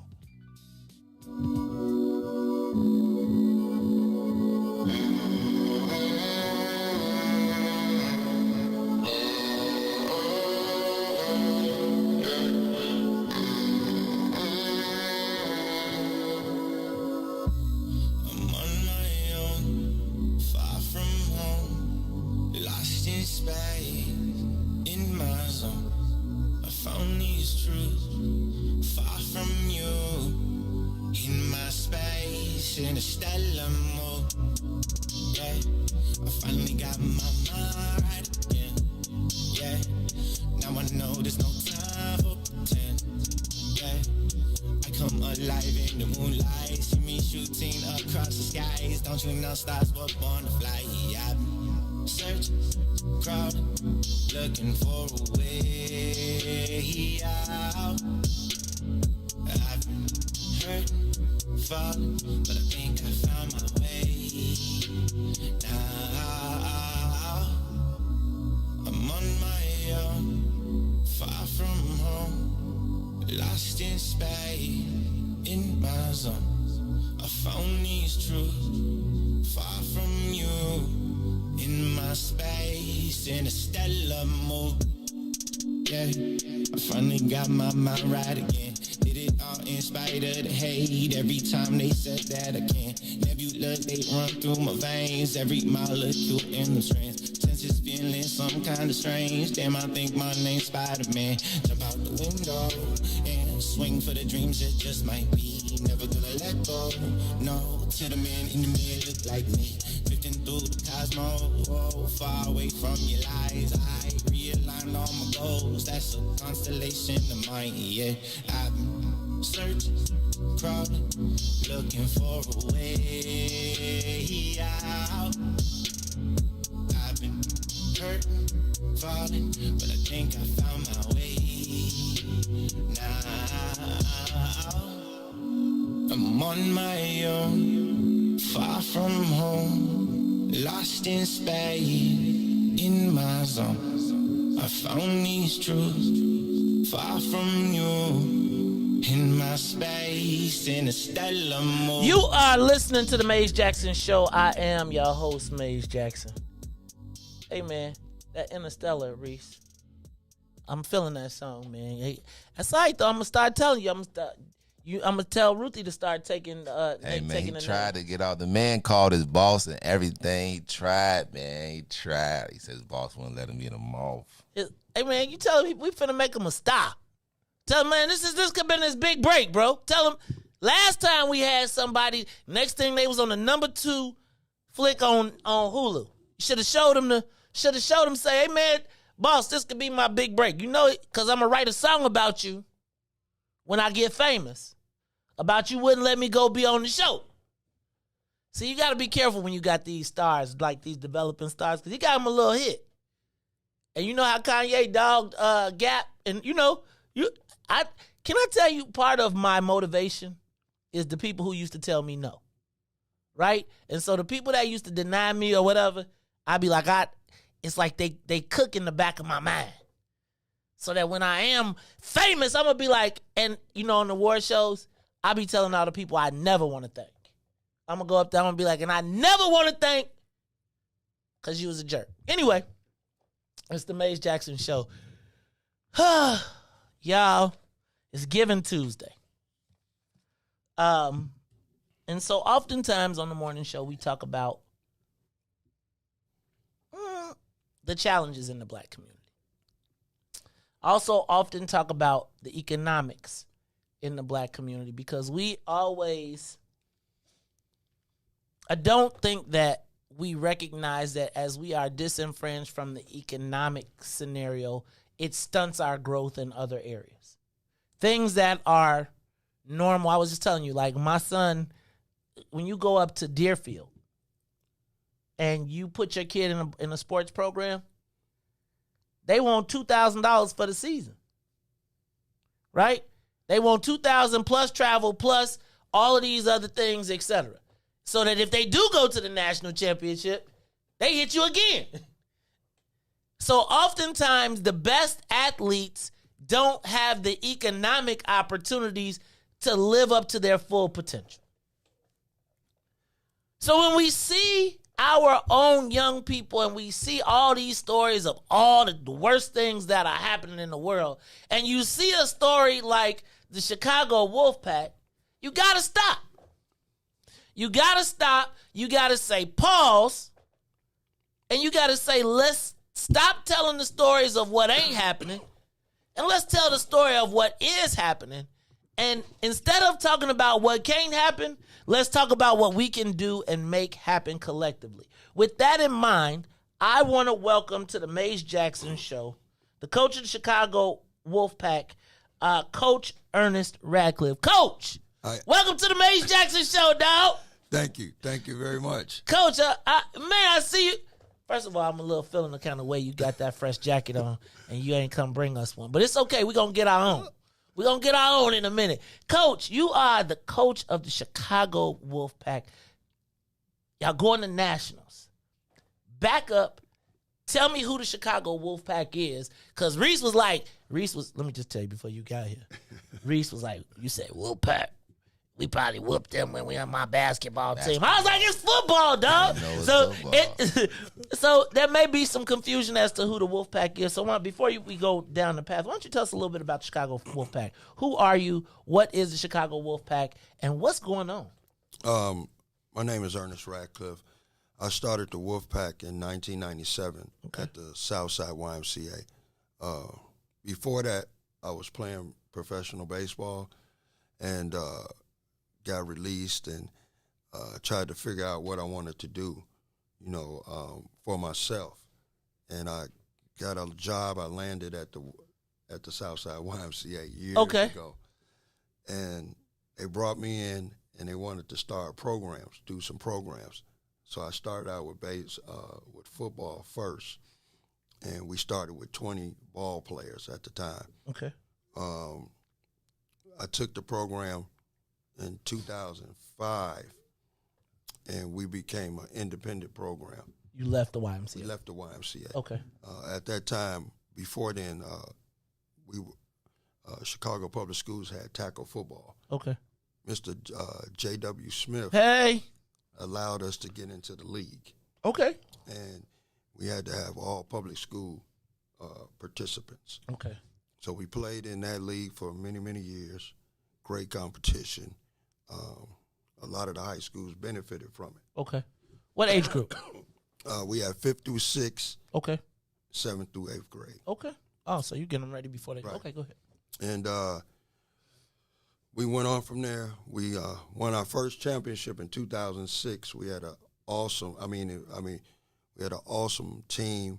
All those guys that played on that team, we all went to high school, college. We had one guy that currently got drafted by the Kansas City Chiefs, DeMar Brown. Okay. My son was on that team. He got drafted by the Texas Rangers. Go ahead. And everything. But it wasn't all about just getting guys drafted and things of that nature. It was about instilling discipline, building character, camaraderie, and giving the guys the proper fundamentals in order to play the game. Excuse me. We also check grades as well. So it's very, very important. And one thing that I've been saying that I know for sure is that youth sports saves lives, especially when you capture the youth at a young age, and if, at that young time. So Wolfpack, this is our 24th year. Ooh. We have a great coaching staff. Okay. My wife has the Lady Wolves cheerleading program, and they're headed to the national championship in Tampa, Florida. All right. 13U are heading to the national championship in Kissimmee, Florida. So, wait. Hold on. Yes. So you sending our guy, so some Chicago kids. Now, I've been watching, what's them, you watch these HBO specials, and the kids from Florida, man, they be making them look like they kind of, Dion, and what's my man, Coach Luke, and all them, and Snoop even got a team. Now let me just say this, Coach. Is this the same league where all these people playing? We're playing in the AYF National Championship. Okay. So wait, this is the big game? This is a big one, but we won't play against. Then we'll play the. It'll be the Ducks. You got to look it up. All those programs, they'll be there. So here's my concern, Coach, and let me just let me just say this to my audience. So first of all, y'all know that Coach they were looking to raise money to get our guys there, right? Yes. In Chicago, y'all have showed up and showed out, but that's not enough. Now, you know how your mama do you when you go out the house? Just say this. You know how your mom do you and go out to the house. You going to church. You going out to eat. And you got to put on your good clothes. And you got to show up and you got to make sure that everything, she put Vaseline on your face. she take the spit, lick the stuff up out your corner because you will not go out there and not shine. Y'all, we are sending our boys to the national championship. We cannot send our boys to the national championship in lack. They are representing Chicago. They are representing us. You know, when people go places and they look around and they hear you from Chicago, they don't ask too many second questions. Now, they might whisper, but they're going to go over in the corner and whisper because they get a little nervous when they hear you from Chicago. But I want to make sure that we make sure that our guys are in the national championship. They got the uniforms. Not only do they have the uniforms, they got the money to eat and eat well. They need to eat steak. Look, we got young growing boys that got to go out there and put it down. Now, Coach, tell me where these kids come from. All our kids come from different parts of the community: Woodlawn, Inglewood, Bronzeville, and then we have them in the Chatham, all surrounding areas and everything. So we have some tough places that our young people come from. We got to go pick them up, make sure that they get to practice. Okay. We have a great parent support and everything, but you know we're a family atmosphere, and we are father to the fatherless. We have a tremendous coaching staff. Coach Rynell Morgan, who is our 12U head coach, is our academic coach as well. Okay. So we do weekly grade checks. Okay. Our current GPA for the entire program is a 3.1. What? Out of 140 kids. What? They don't never tell that story. Right. So you're not just making athletes, you making students. Absolutely. It's important because at the end of the day, those guys they're going to go to high school and college. So if their athletic skills along with their academics can take them and get them a full education, then we got to make sure that they can market themselves. And one of the ways to market themselves is to have the academics because they competing against guys all over the country. Coach, let me do this real quick. I want to pause because in the comments, everybody is asking how can they donate. Okay. Right? So I want you to I know you took time to write it down. Go slow. Tell everyone how we can donate. Now, I know that there's a GoFundMe that we can go to. So, Coach, if you can give them that information. Okay. So we are, and let me back up. Go ahead. We were out on 87th Street tagging to get the Nationals. Mr. Early Walker. Shout out to Early Walker, who is always Mr. Tow Truck, Mr. Tia, Mr. Early Walker. Yesterday I said, how do I get a hold of these guys? Early Walker was like, hit me. Shout out to Early Walker for stepping up front. Go ahead. Mr. Early Walker seen us on Facebook Live, him and his wife. And he called me. Tia Ewing. And he called me and he was like, how can I help? And I was blowing my whistle and everything. And he was like, man, I want to help. No, I want to help you. I want to make sure that they get down to Florida. Okay. And then from there, his publicist called us. Sean Howard. Mr. Sean Howard called us. And one thing led to another. We had a press conference. And then, all the news stations came out yesterday to our practice, which was a fabulous, fabulous job. And we have raised a ton of money a bit of money through GoFundMe. But we always need more because we want to make sure that we give our young people the best time of their lives. Y'all, can I say this? I used to be the kid that went to the field trip with the wrap can of pop and a bag of soda and a sandwich, and my dad might split the hot dogs and put it on bread. And while I was at this wonderful field trip, it was great. But you also saw the kids whose parents went to the store, bought them all the perfect sandwich, hooked it all up, etc. Like, this is a once-in-a-lifetime experience for some of these young people. And it seems to me, Coach, that we know that you're pulling from all of these other places. And so when you think about giving, because sometimes in our minds, black people don't sometimes we be like, that's enough. Yeah. We should make sure that these children have the best experience ever in this opportunity. They did the work to get there. Let them go to be able to do all the stuff that all the white kids get to do, that all the big rich teams get to come. Let them not be asking, Dad, can I get something to eat? Let them not be asking, can we go take full advantage of everything that's happening? Y'all make sure y'all don't. Coach, tell them the place, and then I'm going to let you go back. Tell them where they got to go to donate. So we have a GoFundMe, and I'm going to take it real slow. If you pull it up, it says Help Wolfpack Journey to National Championships. And that's on our Facebook. It's on my Facebook. It's all over on social media. And that's Help Wolfpack Journey to the National Championship. Coach, I'm going to tell you, one of our own, Mario Jones. Mario's son plays for the Wolfpack. And he is, man, we've been having events, and then they be like, I can't make it because my son had a game, and so I think about the dedication. Mario has been so adamant about the dedication, the time, the energy, how much y'all give back. My man Brandon Tomlin, whose son plays, I can't think of where he plays. He plays out in one of them suburban teams.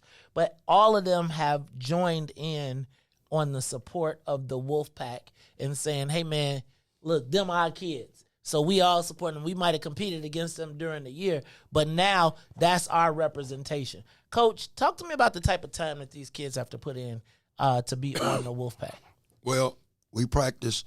My coaches started because I was in baseball. So they've been going at least 9 months. We've been practicing 9 months, from indoor workouts to spring football to 7-on-7. Coach Rynell, Coach Hill, Coach Nikki, all my coaches, my wife, all the coaches. I hope I don't leave anybody out. I mean, I know I left somebody out, but they've been practicing. We put in 2.5 to 3 hours a day in the summer, Monday through Friday. And then when school starts, we go Monday, Wednesday, and Fridays because we got 5 levels, and then on Tuesdays and Thursdays, so we break it up. Also, just wanted to let you know that we do more than football. Talk to me. We got the Lady Wolves cheerleading program. So, Coach, back up, because you got a whole program, right? You have a sports program. Yes. So back up and tell us about the program, what that is, and then tell us all the things that are underneath that umbrella. So my program is Radcliffe's Youth Sports Organization. Okay. Under that umbrella, we have the Southside Wolfpack. Okay. The Lady Wolves Cheer and Dance. Okay. And then we have the Show Travel Baseball Program. Okay. Oh, and you do travel baseball. Absolutely. Now, Coach, I'm going to back up because my question with football, one of the things that I'm seeing, and I want to be straight up with you, is that a lot of white folks are pulling their kids, and especially in the suburbs. My son used to play at Christ the King. Okay. And Christ the King had to merge with their neighborhood rival to St. Cajetan, I believe, to even come up with enough players to play. Is football a dying sport? And is it dangerous for our children at such a young age? I don't think it's a dying sport. I'm going to tell you, I got a couple of things. I don't think it's a dying sport. We have to go to clinics to teach the Heads Up program. So all the coaches got to learn we have to go out and learn proper techniques to keep the head out of the tackle. Okay. Now, we know the head is going to be in the tackle at some point, sometime. We have to go through concussion protocols, making sure that guys are not concussed and continue to play. We're blessed to have one of our former players, Dr. Abdullah Pratt, who's with the University of Chicago, bring his team out. Okay. So we have a group of medical doctors that's on the sideline in various games. You sure these black kids you working with? Yeah. Okay. But everybody helps out, and I think it's the sport is very good. Now, this is the problem. This is not a problem, but this is where it's going. So we know athletes are tremendously good, right? Right. So everybody is recruiting the athlete. And like in the Chicago public schools, some of those programs are falling, but because a lot of kids are going to Catholic schools and private schools as well. Talk to me about that, because, you know, it's funny. So I went to Bolingbrook, right? Yes, sir. And so I always think about when we went to Bolingbrook, it would always be this perception that, you know, if you play a city school, they're going to whoop you. But we used to be like, we can't wait to play a city school because we got the fundamentals. Talk to me about the difference between Catholic, private, and public school football with CPS, because it does seem to be like in CPS there seems to be a way more emphasis on basketball than it does football. Why is that historically, or am I missing something? Well, in basketball, and can city schools compete truly with suburban schools or Catholic schools in football? Absolutely. Okay. You got Morgan Park, Phillips, okay, Simeon, okay, Kenwood, okay. I know off top those 4 schools can compete with anybody. Okay, no doubt about it. Okay. I know all the coaches. The other schools, Curie was one of the top programs at one time. Lane Tech was a top program at one time, and things of that nature. So with elementary football, when it was in there, when they had it for the Chicago Public Schools, and they had 20-something teams, all those kids were feeding into the CPS, and that's what it was, a feeder system. Got it. So when I believe they're getting ready to bring CPS football back for elementary. Okay. And once that once that happens, then we'll start to see it. All the schools back to where it used to be. You know, it's a lot going on with CPS and things of that nature. So a lot of parents feel like it's safer to put their children in the Catholic schools, and you know, that happens as well. At one time, Catholic schools wasn't really going out recruiting us. Right. So can I tell you something? So now they coming. Man, I just need to tell y'all, man, and this is all I'm going to say, Coach. Our young black athletes need to see our older black athletes when they're young. Coach, one of the reasons that I thought this was so important to have you here today, and I told this story a while back. So so my son played at Christ the King. He didn't play because he was a little kid, but he was on the team at Christ the King. And they were at a jamboree with Brother Riis at Brother Riis High School. And I was watching it, and, you know, they take the kids on the tour through the locker room, and they give them, and the football, the varsity guys that got the signs up that's got their pictures. And I'm looking at all these guys, and I'm seeing all these white kids walking by, and they're looking at who they could be. And then, you know, they got the star black athlete, and the black kids think, oh, well, I could be the one black guy, whatever.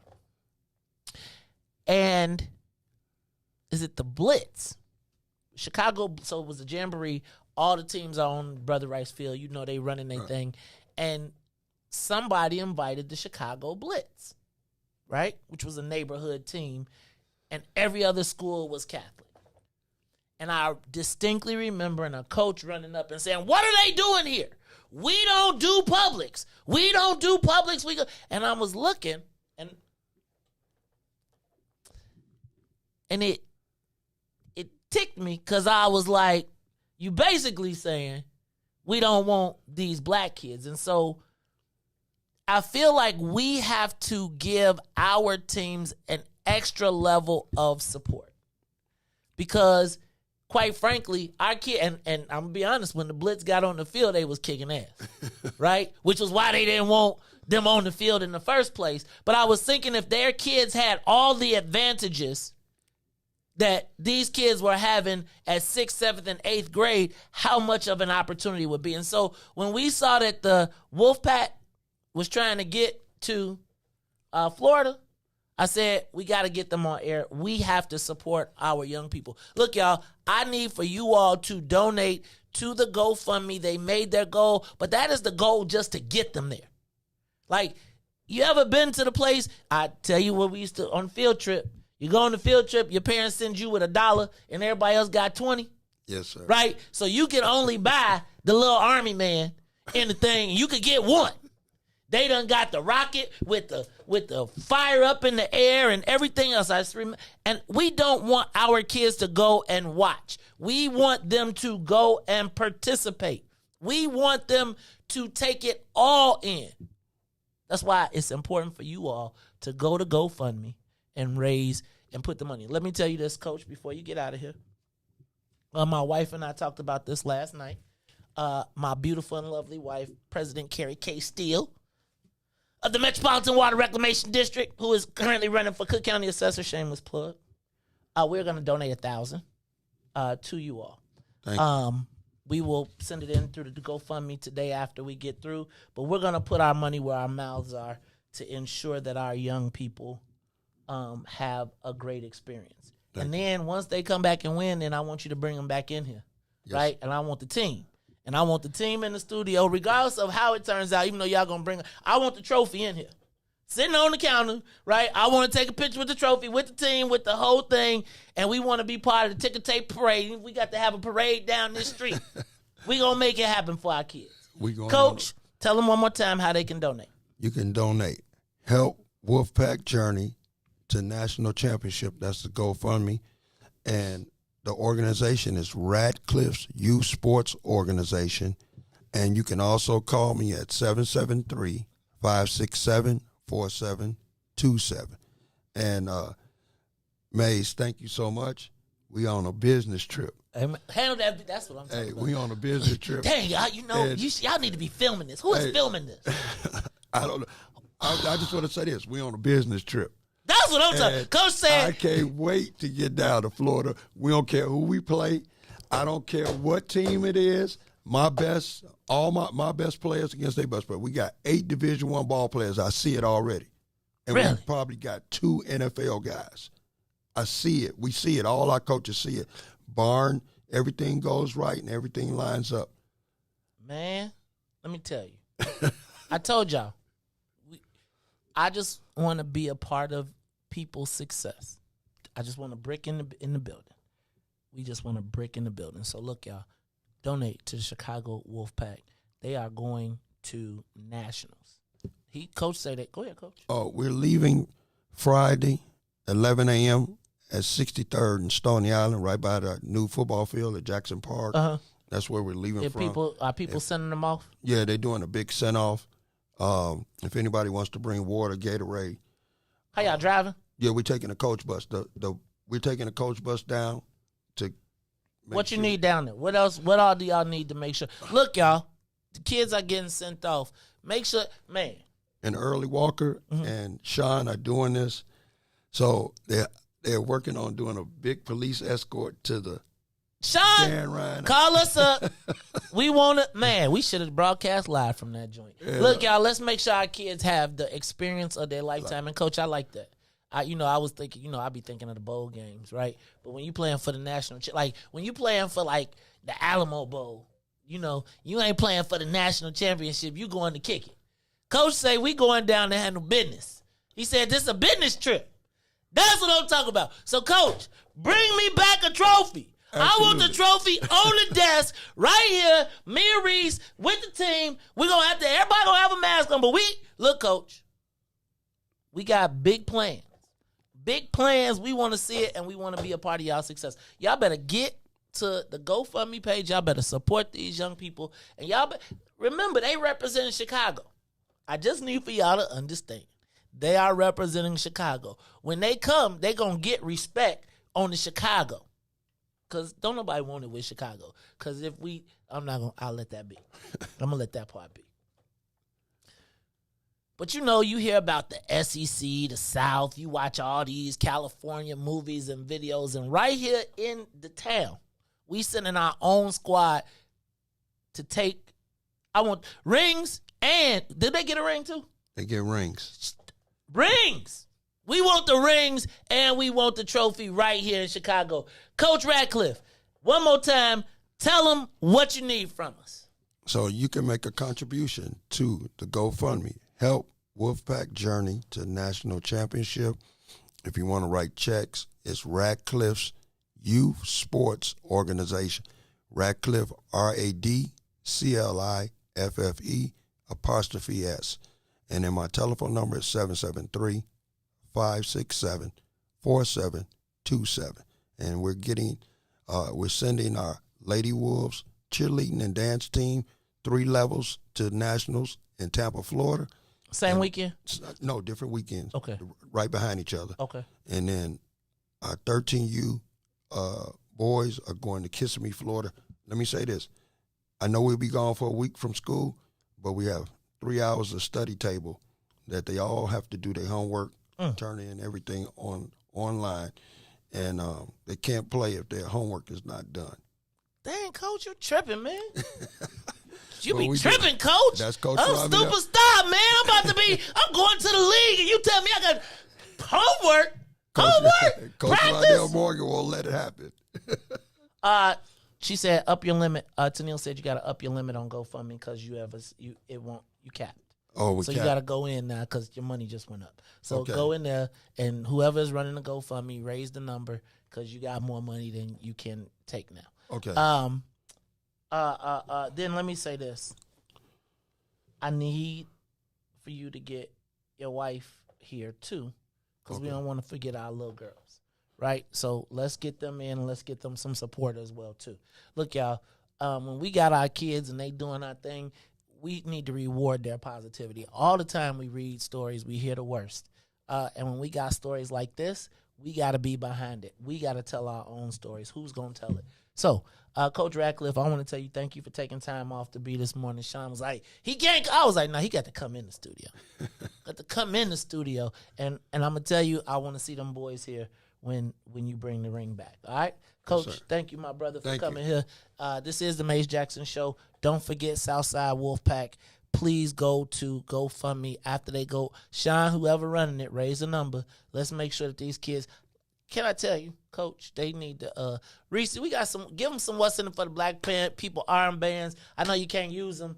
They probably can't wear them on the thing, but we want them to know that the black people in Chicago are supporting them. It's the Mace Jackson Show. We'll be back after these messages. The Mace Jackson Show will be back after this break. WIIFTBP. Broken screen? Crash system? Are you in need of spyware or virus removal from your computer?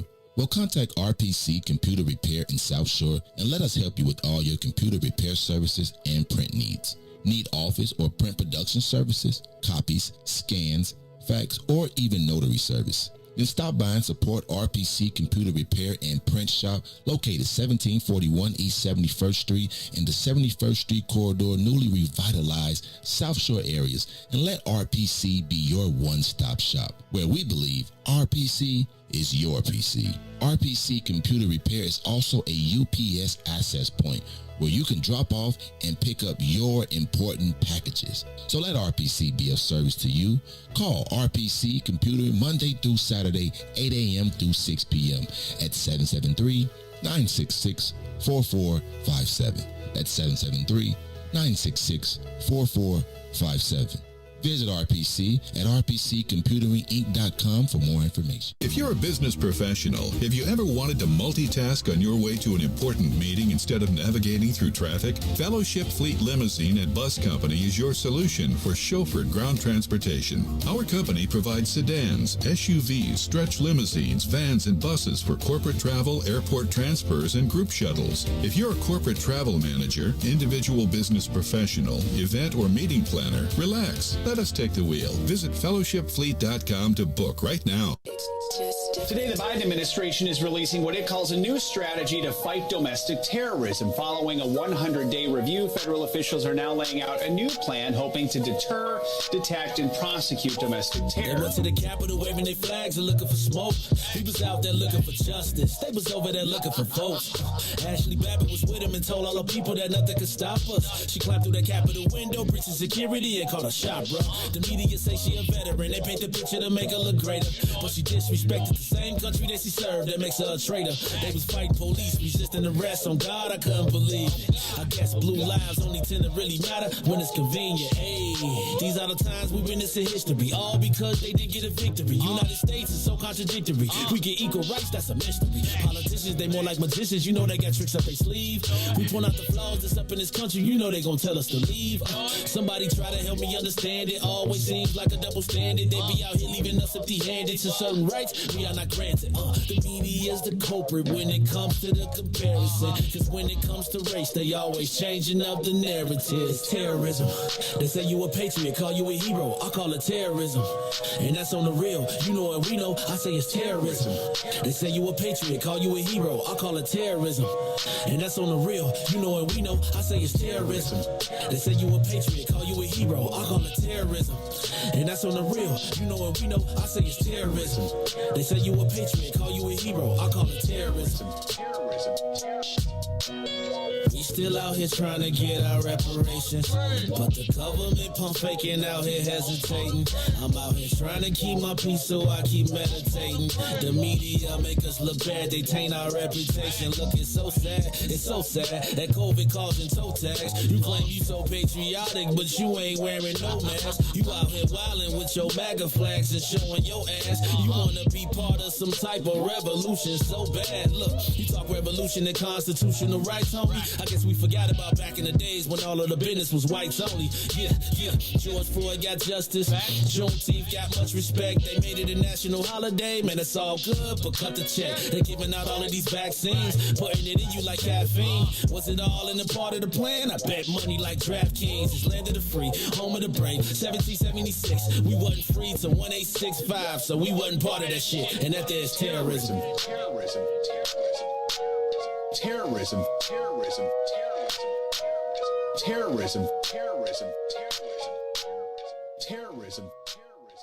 Back to the Maze Jackson Show. You are listening to the most dangerous show in the morning. This is What's in It for the Black People Radio. Maze Jackson, the most vociferous advocate for black people in the world. For Ruthie Moore, for Todd Stoger, I am the host of the Maze Jackson Show, asking every single day, what's in it for the black people? And if you don't like it, you can still tell them Maze said, Mayor Lightfoot, man, we ain't accepting that. We ain't accepting that. Let's go. Yeah.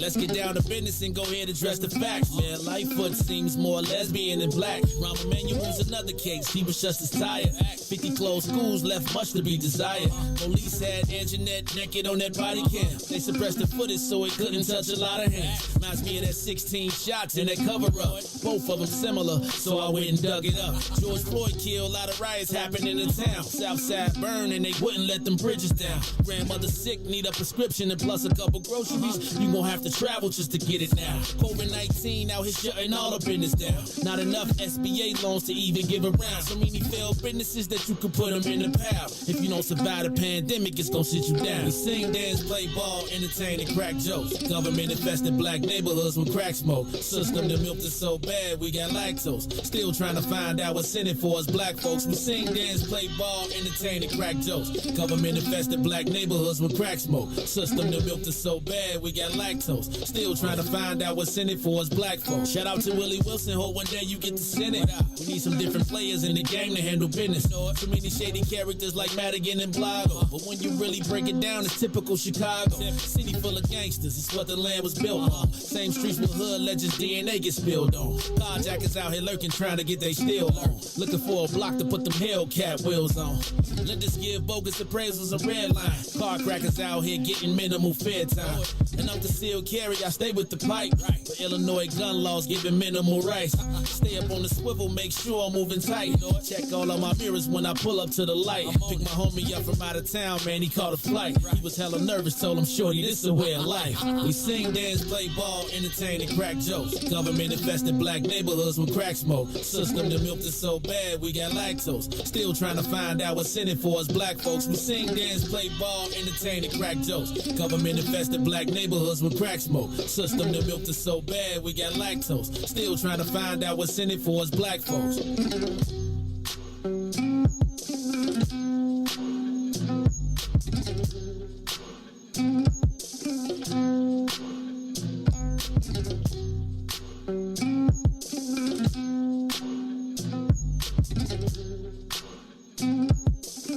Wake up, Chicago!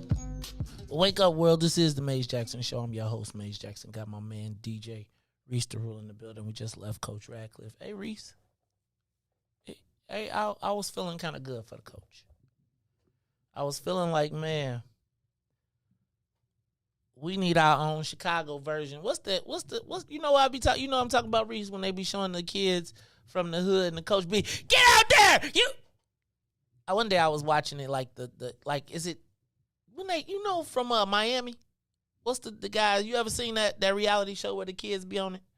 Hey man, they be snapping, man. It's crazy. But anyway, I'm super excited for the young people going down to Florida to play for the national championship. I just want them to reach to go down there and be, you ever seen when the team show up and they don't got the fresh gear, they don't got the freshest fresh. I want them to have the freshest fresh. That was my school. Right. I'm for real. We literally probably shared the same exact uniform probably for like years. What do you mean? Like when we came and got our uniforms, it was like in a box. It smelled like it been in the box. It smelled like it had been worn by the last 20 years of whoever hoop. You used to go home and you got to wash it before you put it on. Every time. Y'all don't have a washing machine? Like the coach didn't wash all your uniforms and stuff? Like y'all ain't have it in the field house where they wash the in uniform? The what? What are you talking about? What's a field house? We had a school. That's it. Y'all ain't have a washing machine in the school where y'all could wash the stuff? No.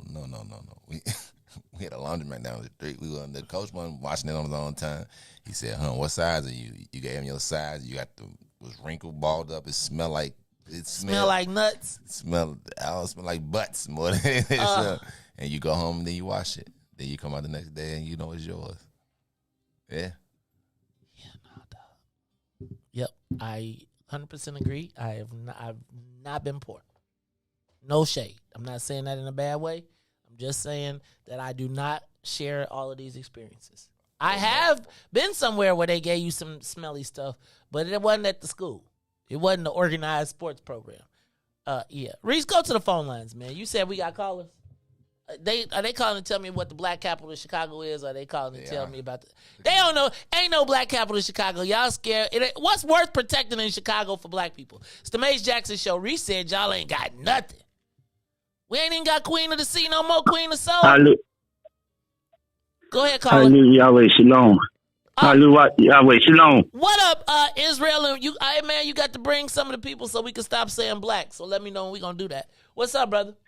That's what I'm calling in about. Now, first shout out to the coach, man, because that's a nice story. I wish I want to support him too, because sports do help keep them people out of trouble. I remember my son was out of order in Inglewood, and I took him up there out in the park, and they whipped him in shape. But anyway, I'm calling about black, man. We most definitely got to have a conversation about that. I'm down in Georgia, man. Is it a capital in Atlanta? If it ain't nothing down here, ain't nothing in Chicago. The black is a color. So what's in it for them? What's up? What we calling ourselves? I ain't knocking. I'm with you, man. I'm saying we got to educate. I got grandbaby. You got grandbaby. We can't let them grow up not knowing what their nationality is. See, you just mentioned something about Greek town. That's Greece. They got a language. Italian, Italy.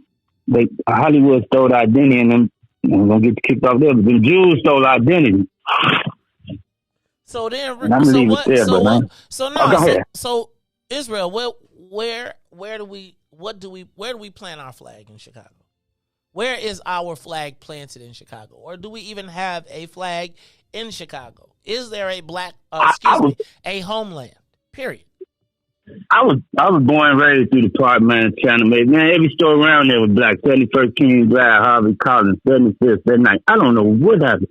I wake up one day, all Arabs own everything. I mean, somebody's tricking us, man. Well, is it a trick, though? So, Israel, let me ask this, because I'm going to say this. I have had the opportunity to be bought out of something. And, bro, when they come at you with the million, right? And you like, man, I've been fighting with these people for the last 20 years. I could take this, but like, right? Who's there? Like, what role do you have to stay in the business, especially when people don't appreciate you in the business or they don't recognize you being what you provide? I'm glad you said that. I'm kind of blaming my parents because they always told me, go to school, get a job. They never taught us. My parents never taught me about business. I had to learn later in life. It ain't about a job. It's about a business. Because I met A-Rab, whatever their proper name, and I want to disrespect. They came straight from Palestine, straight in Inglewood, opened up sub shops, and they was told to go there, straight to the ghetto. And then the people came up. That was like 30 plus years ago, man. I mean, it's a diabolical plan. Because, like I said, we just need to sit down and talk about it one day. It's deeper than deep. I don't know, boy, Celine would say. Now, you ain't no dummy, man. You very astute. You know we just got to study and show ourselves approved. You know. Green team, what's them? Irish. They got to land. Come on now. What? In the 20s, we was what? Negroes and African Americans. Every other year, they give us another title. Now we black. I'm with that from the 60s, no black power and all that, but that ain't no land and no language. I can hear it's you. in the Bible. Creator gave us. Huh? Okay, Shalom. You said. I hear you. I don't want to go too far. Japanese. Okay, Japanese. That's Japan. That's why they looking at the world looking at us like when are people gonna wake up? For 400 years of brainwashing, man, it's kind of hard. You blessed if you can wake up out of that because that's some real technology. 16, 19, even before that to 2019. I think that's why the world got shut down with that plague. I mean, whatever it was, Corona they playing with, but it's back. That's a whole other thing, huh? It's back. It's back. It ain't going nowhere. It's gonna keep manipulating. I'm in the crime. I'm a crime. That's what it's called. That's my man Israel, yo. We got any other calls on the live line? Thank you, my brother. It is the Maze Jackson Show. Black capital. What's worth saving in Chicago for black people? Riis, like, should we protect Chatham? Like, I was just thinking about Chatham, right? And they starting the Christmas light program again. Is there any part of black Chicago that, let me ask you, that white people won't take or Latinos won't take? I was thinking, like, even the worst neighborhoods, they don't see it as the worst neighborhood. Like, think about Inglewood, and now Inglewood being repopulated. For the last 10 years, we was told how terrible Inglewood was. Now it's empty, and now the people who was moved out of Little Village are moving over to Inglewood. And now they buying these houses that would be mansions that we look at and be like, man, I'm not living in no damn Inglewood. They built a Whole Foods in Inglewood, right? They built a Wingstop. They built a whole new mall in Inglewood while we steady being like, it's whack. They took out all of the schools. They closed 6 schools in Inglewood to build one new, most modern school of all time in Inglewood. Riis, tell a black person to move to Inglewood. What they gonna say? Man, if you don't get your ass up out of here. It's the hood. That's what they're gonna say. Riis, I live on Madison. Riis, Madison, when we was in 1989, we used to go to church. Remember when that Quality Inn was on Halsted and right off of Madison? Right? That church, that hotel, that was the hood, bro. It was the straight hood. Now, everything that we look at where we be like, they be like, as soon as they leave, I think that the white folks have recognized that the north side is no different than the south side. It's just what we put in those spaces. But I don't know that we see anything worth saving in the black community. Like, is there anything that black people can provide uniquely to each other? Because I feel like we gave up the biggest tourist attraction we had at 87th and the Dan Ryan. Harold's Chicken. That was a tourist attraction. Can you imagine going to Hollywood and they say Roscoe's, the black people celebrating that saying, hey man, if you die, Roscoe's. Not recognizing that Roscoe's brings people from everywhere to those hood neighborhoods. Like, have you ever gone to New Orleans and like go to some place like the Dookie Chase? And you go to this place and you be like, it's a hole in the wall and it's a line of white people all around the world because they want your authenticity. Where do you go to get black authenticity in Chicago?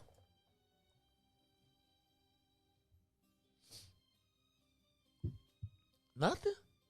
Y'all tripping, man.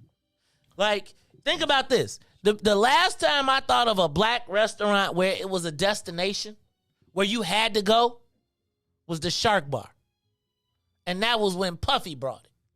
We were so excited to have Puffy. You mean to tell me in the Black Mecca, we don't even master barbecue anymore, bro. Like man, I remember we used to drive into Chicago and you couldn't drive down the street without smelling barbecue. And remember when it was white people's authenticity to go to the hood to go get the barbecue? Guess where we go get our barbecue now? Green Street Smoked Meats.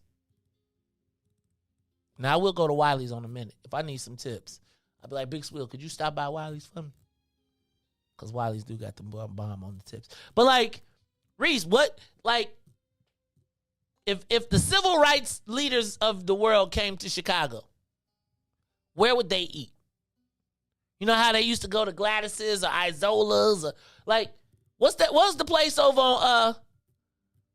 on the west side? The one I know. The pink one. Now. The pink one. They used to be, it's on, is it on Kedzie? Madison and Kedzie? It used to be, it was the famous black west side breakfast joint. You talking about Pete's? Nah, Pete's. Is that what it is? No, it's like it's a ladies joint. I can't even think of it no more. It's on what again? Madison. And what? Like it's not California. Madison and maybe Kedzie. It's like at that corner store, and then you will go in on the side. That's crazy. I actually Edna's. Okay.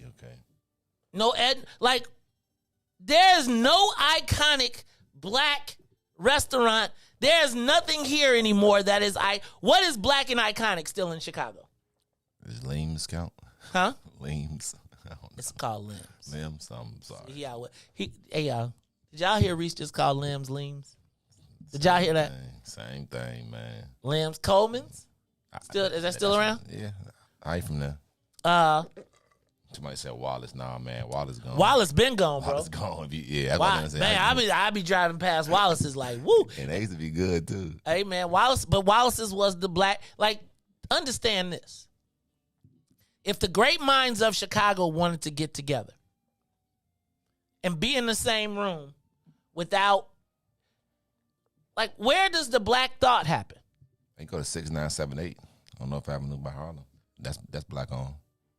Ain't nobody driving this. And black folk, who you know black 6978 that ain't from out west that's going to 6900 West? I'm just trying to tell you it's black on. See, that's what. Well, but I'm not saying that. But then you got our people that's an Arab that live in Matson that have no problem driving all the way out there. That's what I'm trying to say. Because they getting money though. But you just said we having all these black people, so these black people with money that they can drive to 6978 and support a black-owned business. I think I went there. I just think they got a back room. Yeah, I was just there 2 weeks ago, about a month ago. Yeah, nice little black on, with like a little bar as soon as they you walk in. They got a bar when you walk in, and then they got seating on the side, and then you go in the back room. I was just there. Yeah, I felt like it was white people right next door. I did. That's why I went and bought the cologne. If y'all been noticing, I've been smelling fresh lately because my boy Kaylee got the cologne store right next door. It's white people everywhere. That was so. That's my whole point. So like when I speak about it, I speak about us doing something. Like you ever look in areas like you just said it. We'll take an area and then we'll get no resources, no nothing from it, and then we'll say, man, you know what? Forget it. Then the white folks will just come on in, take it, and get all the resources, all the stuff. That's why I believe that we need to just build our own, not knocking what everybody else is doing, you know what I'm saying, sure, but we need to build our own, like have our own. So when you come in, it's not just one spot. It's an area. It's a town. It's blocks. It's black, and it's more. Is just blocks. We can't just have look at. I said 6, 9, 7, 8. And you said folks won't even come that far out. So now these black people try to make a soul food restaurant for some black people. Say, I'm going to make one out west right here. But now it's people not saying like you, but it's a mindset saying, I ain't driving all the way out there to support my black people. So what are we to do other than make a whole area, and now we all in there? So I wonder, separate. So I guess, where do we have? Like, and I guess, is that the place where you plant the flag, and do you go east or do you go west? Right? And I'm not bugging out, because I see what you're saying. And you know what? If they got a soul food night or something else, right, I do not want to have to drive through Elmwood Park, though, to get to the expressway so that I get a ticket, right? Because they know we hang, because you know they'll make it a spot. But I guess my question is, what do we have in Chicago? Because we don't have a black capital. Can we agree to that? That there isn't really a black capital? So, Bueller, are you saying you're truly confused by the narrative? And I would ask you to help me understand. I think we have a lot of other stuff that's in our neighborhoods. But I think when you talk about an economy, there's really not a black economic ecosystem that's thriving. I don't see it. And I think a lot of times, I think that we've got the art class that feels elevated, but I'm talking about, like, straight up. Like, where can you pull up, go get you something to eat, get you something to drink,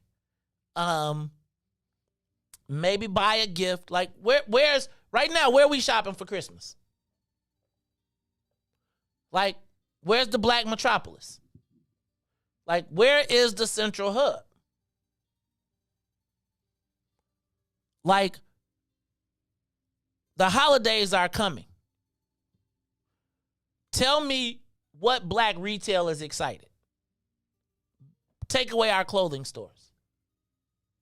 We don't really control the clothing industry. Now, we control the trends. But the mass, the trucks are pulling up to the Arab stores.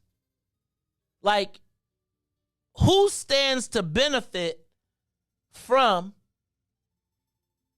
Christmas? Let's go to the live line. It's the Maze Jackson Show. Callers, you there? I think I see I got Zaviola. Yo, what up, family? What up, Devin? Devin Gordine, what up, doggy? Hey, man, I'm just another day going to the office.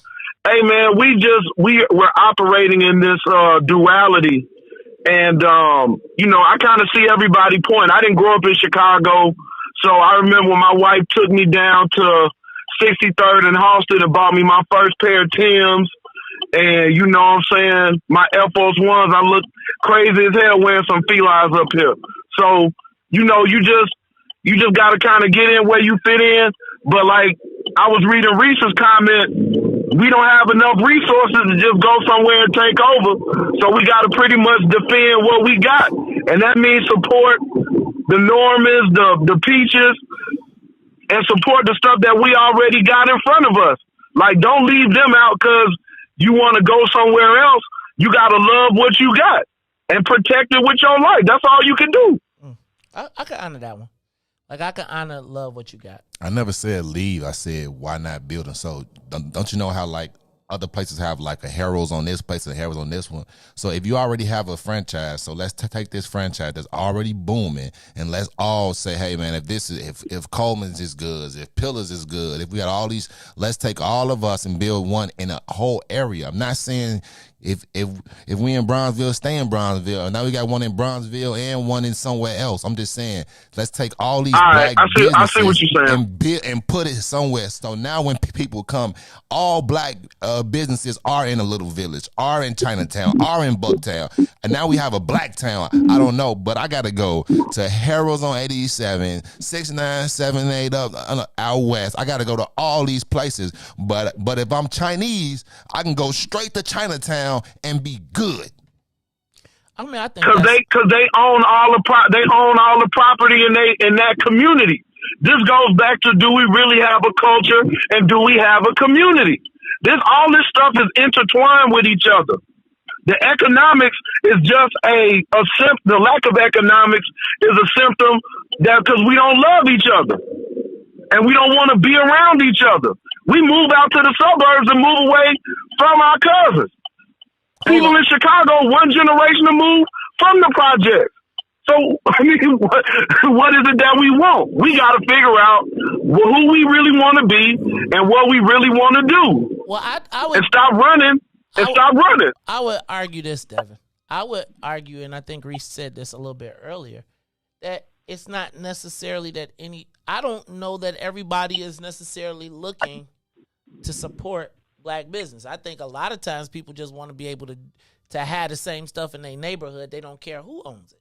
They just want to be able to have it.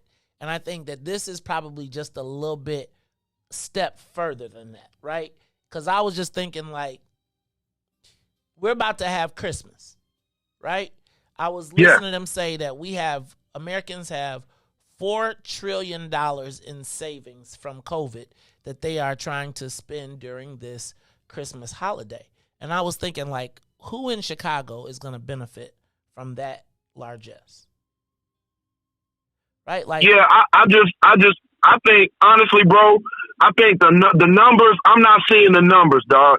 When we look at Inglewood, when we look at Austin, people can't fix their homes up. Where are the black men working? You know what I'm saying? So I think that we need to do some kind of fiscal accounting of the resources in our communities so we have a true representation. Because I think it's all capped. We don't have money. I was talking to Brother Muhammad and the Stonecrest development in Atlanta, and I'm like, okay, how can we get that up here? Like, who are the black millionaires in Chicago that could finance something like that? If we got to turn this into you give $1, I give $1, then, hey, I'm down to do that. But if we looking for somebody to come in and say, hey, we going to develop blah, blah, blah, I'm not seeing it, bro. So we just need to do an accounting of the resources and the capital that's in the black community, and then we kind of go from there with a complete data set. But I'm not seeing it. Okay, I'll take that. I think the money is gone, bro. I think they done stole all the money. Let me say this. I would say that I think that you can let them go. I would say that I think we overestimate the number of wealthy black people. Wealthy. I do. I think that just like the gangs, sometimes I think we're selling an old model that doesn't necessarily exist. I think so. Yeah, I think that as I look at, and so I'm looking at Tennille saying, what 10 black businesses do you support consistently? I think the question I would ask is, what 10 black businesses provide the service that I need when I need it? I'm not saying that there aren't 10. I guess my question is there even a need for a black business?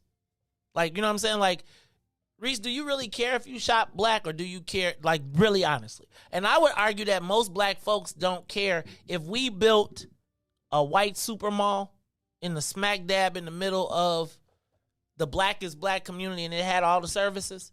No one would care whether it was black or not.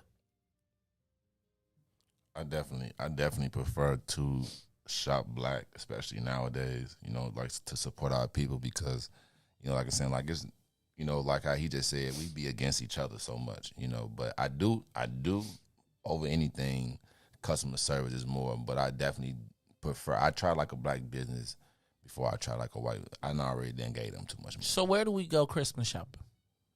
Well, you know, I'm in a couple of groups. You know, I'm in like a couple of black businesses groups on social media, and they be posting this stuff. So like, you go read through there, you be like, hey, I'm looking for this.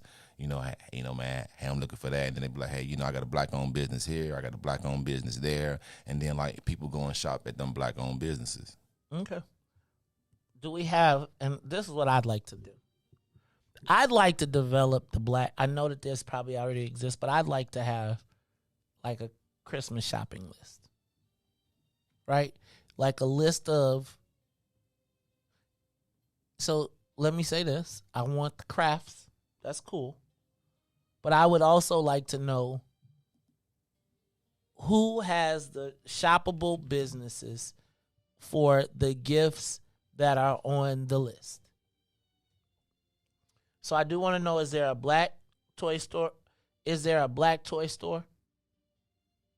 Right? Is there a black hardware store? Black electronics store? Right? I don't think that the products that you have to be manufactured. But, like, is there somewhere where we can shop for those things? This isn't an indictment, and I'm sure that there are plenty of lists. Maybe it's the Shop Black Chicago list. I don't know. I don't have it yet. But I do think that when I look at Chicago, I don't think that there is a central black hub. I was thinking about, Riis, your desire to have a like a black kind of, I was thinking about how hard it is for even black people to even have a liquor license. Right? Like, in the same block, in the same, like, it's amazing to me to watch. White boys have every concept of a club. They be like, bar, we're going to have drink. It's like they don't even build without the assumption of having a bar. If you black, you got to start with the assumption that you ain't getting a liquor license. I guess my question is, and is, what do we have that we protect in Chicago? What is the tourist destination? What is, because as this map goes, is there a part of our community that we could afford not to go? We could not afford to let go? What do we have that bears protecting in Chicago?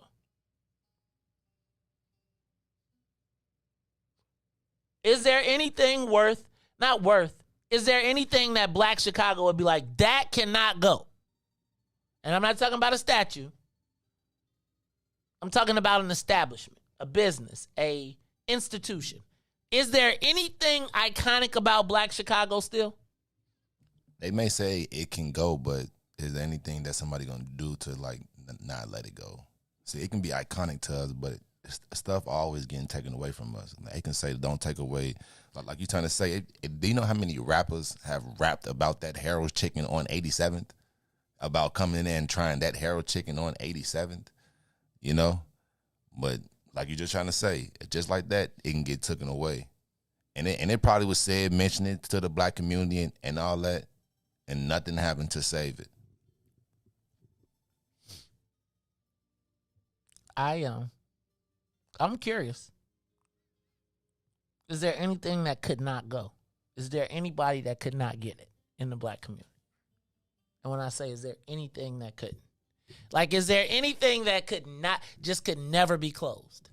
Like, you just be like I'm just telling you, like Greektown, they like, we may not live here, but our flags are here. We built a pantheon on this spot, and we come back and we still own the restaurants and we don't own nothing else. Little Italy, all the people that moved away, but they left their mark. Is our mark DuSable Drive? Like, have we already lost our mark? I don't know, man. Maze Jackson Show. Look, y'all, I can't believe y'all ain't got no black capital in Chicago, though. Because we got to build our own, man. I'm saying we used to have one, though. Like, we used to have Black Metropolis. Like, 147, 30-something. All of them streets. It's moved. I actually thought we were just going to say it moved south. Right? Like, I thought we was just going to say, like, I thought y'all was going to say, oh, it's at 95th and... The damn right. Right. That's what I thought somebody was going to just say. I thought y'all was going to give me just all these places. But I'm asking you, and I appreciate Bronzeville, but I would argue that in Bronzeville, the black business in Bronzeville could very easily go the way of Harold's on 87.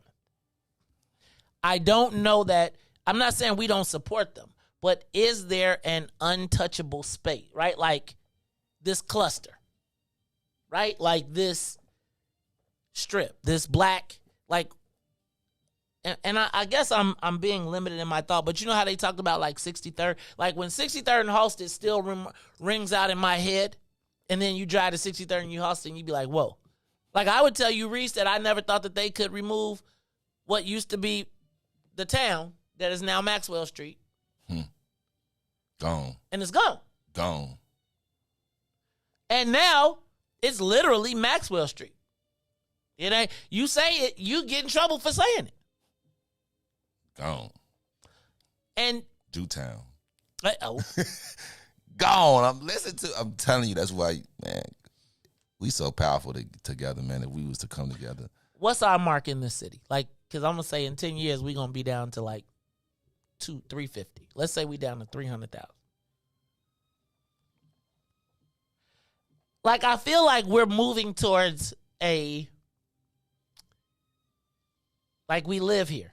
Like we don't really dominate here. It's like we live here.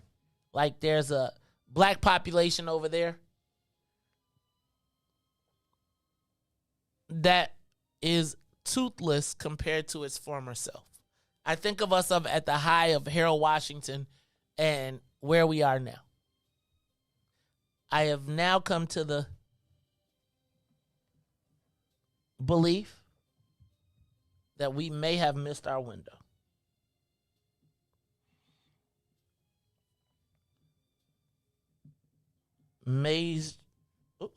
I look at every day, I look at all these people on social media talking about how they build their businesses, and you look at so many people now, especially since the pandemic, you just look at people trying to, black people building their own. I just believe that we need to just take all these great ideas and just come together. We like so like against coming together. Like we got to show the next person that we did it when we can do it all together. Like we don't ever want to shine together. Like it's always got to be one ninja that just got to all be like, hey, I'm the top ninja. It's just so crazy, and now you got that one person, now that one top ninja that made like somebody mad, like, oh, he ain't gonna beat me, and it's just so much friction, when we be like, hey man, we so much powerful together, man. We can start our own, we don't need them, we need each other, but we don't do that. 400 years, man. 400 years. All right, y'all, it's the Maze Jackson Show. Let's take a quick break, and then when we come back, we're gonna wrap this bad boy up. Huh? A break? Yeah, I'm going to take, I know we went a little bit longer, but we're going to go ahead and take a break because I still got got bladder issues, man. So we're going to take a quick break and then we'll be back. The mayor sided with, I wanted to talk about the casinos. Not the casinos versus the sports betting. So I'm going to hit that before we go. It's the Maze Jackson Show. We'll be back. Maze Jackson Show. We'll be back after this break. WIIFTBP.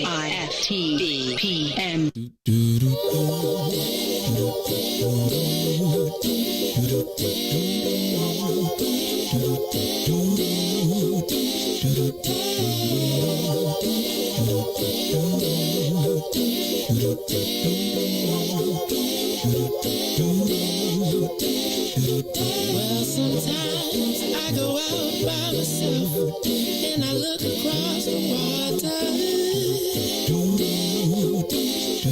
and I think of all the things what you do doing. And in my head I paint a picture. Since I've come home, well, my body's been a mess. And I miss your ginger hair and the way you like to dress. But won't you come on over? Stop making a fool out of me. Why don't you come on over,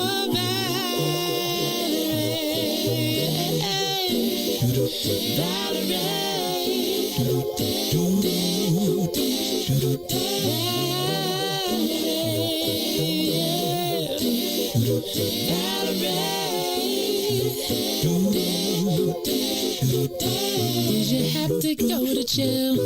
Put your house on up for sale. Did you get a good lawyer? I hope you didn't catch a tan. I hope you find the right man who'll fix it for you. And are you shopping anywhere? Change the color of your hair. Are you busy?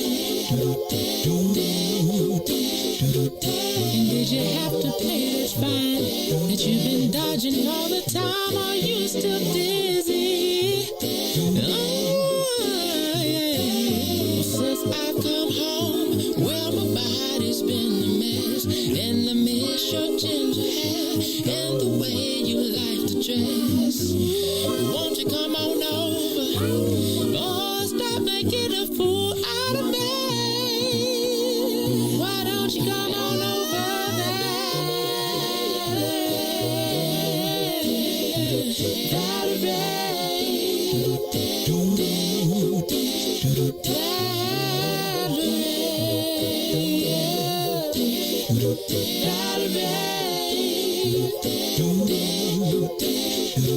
Well, sometimes I go out by myself and I look across the water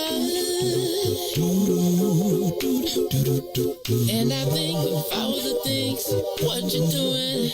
In my head I paint a picture. Since I've come home, well, my body's been a mess and I miss your ginger hair and the way you like to dress. Won't you come on over? Stop making a fool out of me. Why don't you come on over there?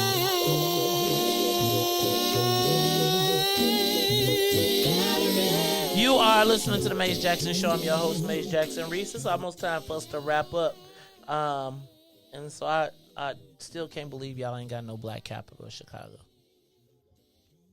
Y'all, I think they declared, I think it was a fight between Harvey, Matheson, and Matson. Why do you call it that? It's Matheson. Matson. It's Matheson. Ask the people from Matheson. You know how black folks got to do their name. You know, can't just be Kim. It's got Kim. You know you got to. You know how we got to add an accent. It can't be Ron. It got to be Dayron. You know. So just Riis, that's how I go, man. Matheson. All right.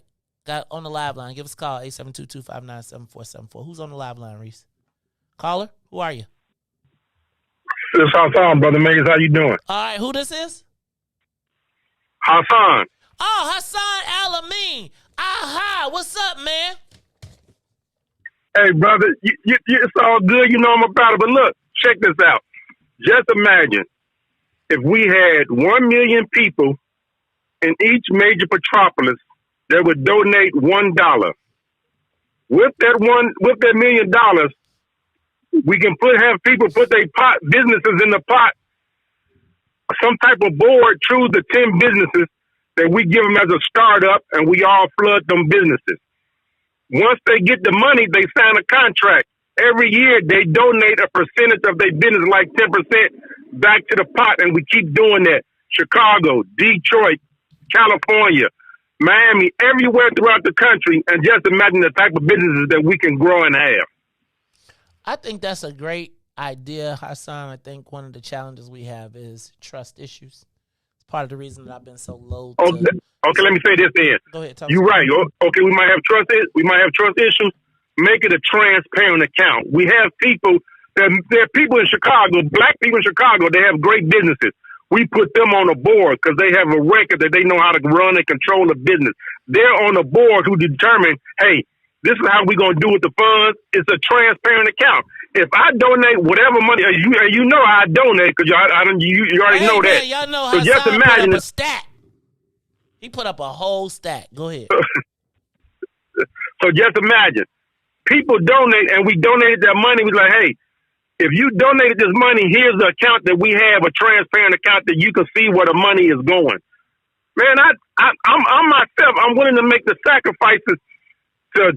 I don't give a care if I got to max out my credit card. I donated to Brother Tyrone Muhammad so he can get out. I donated to the telethon. Now when I get off the phone, I'm going to the Wolfpack. Man, we have the resources. We just have to make a sacrifice and don't go buy. Skip it. Don't go buy shopping from Christmas shopping, but take that money and put into account.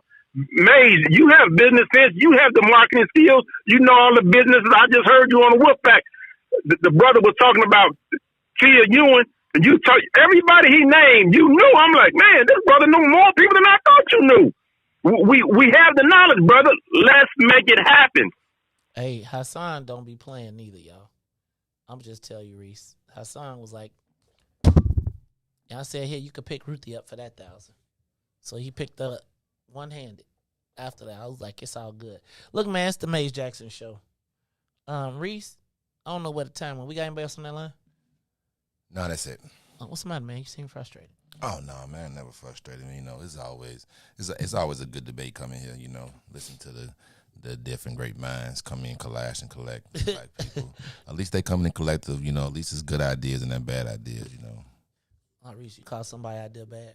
No, I never call nobody. I never call nobody idea bad. Other people seem to do, but I never call anybody out because you know we're sitting there having an opinion, right? Like a conversation. So I don't think anybody's opinion is bad. I believe that people get offended when their opinion, like, oh, you know, so and then they take, you know, but it's just an opinion. So yeah, but, I think everybody got an opinion. I think we all grew up different areas, that, you know, like different times. Like I've come to notice, like I really don't even try to really say nothing because my probably experience is probably more current, you know, and then like what I'm probably seeing outside than like other people. So I like.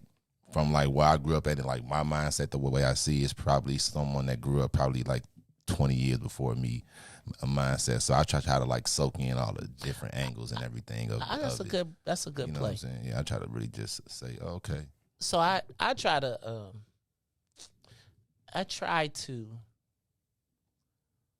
let me back up. I'm getting better at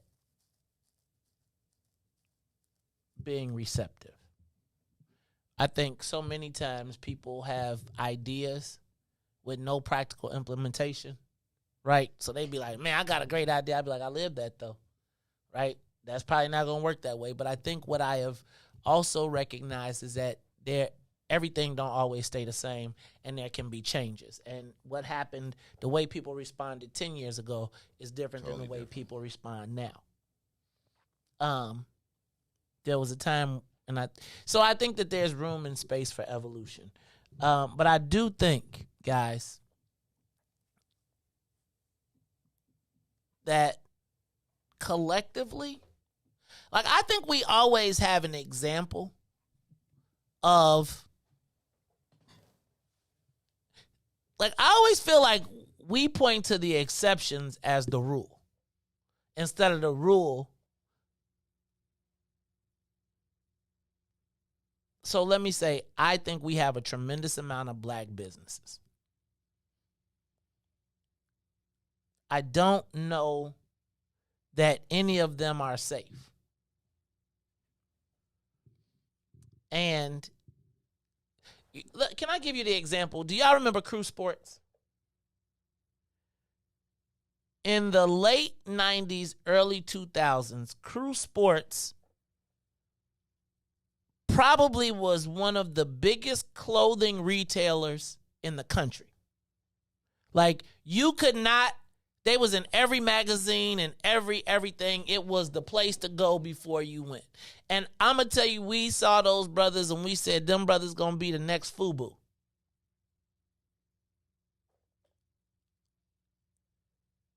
I don't think that there was anything that would have made us thought that they would not be the same Crew Sports. And I think it still exists, but it's now a shadow of its former self. Now, that's not a diss. That's more of a lesson.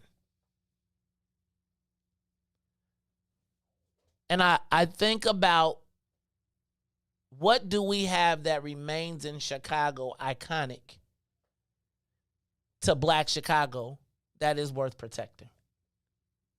Maybe we got some stuff, maybe we don't. But if it is, and we've determined that it is, we can't let it go that way. Like when Crew Sports existed, Riis, they was putting the hurting on everybody. Right, because it was like, and you drove anywhere from anywhere, west side, south suburbs, west suburbs. You came to Chicago and you was like, I'm trying to get me something from Crew Sports, and you wanted that bag. And when I bought my first Averex, I bought it from Crew Sports.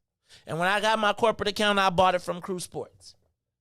And we bought Team Sprite, we bought it from Crew Sports. Because there was an iconic brand that some black people in Chicago had.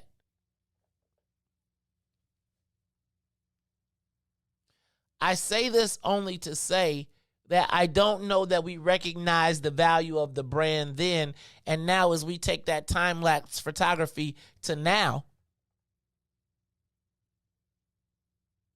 who is the black-owned clothing store? Right? Now we have Downtown Locker Room. We have JB's. We have all of these other people. Now, let's be clear, leaders came out of that. And we've seen the iconic brand leaders grow infinitely. My question is, do we recognize that's iconic now? And what will we do to make this be a place where that iconic brand spreads out to the rest of us? Right? What is the black destination in Chicago? And how do those black destinations feed each other so that you do create an ecosystem?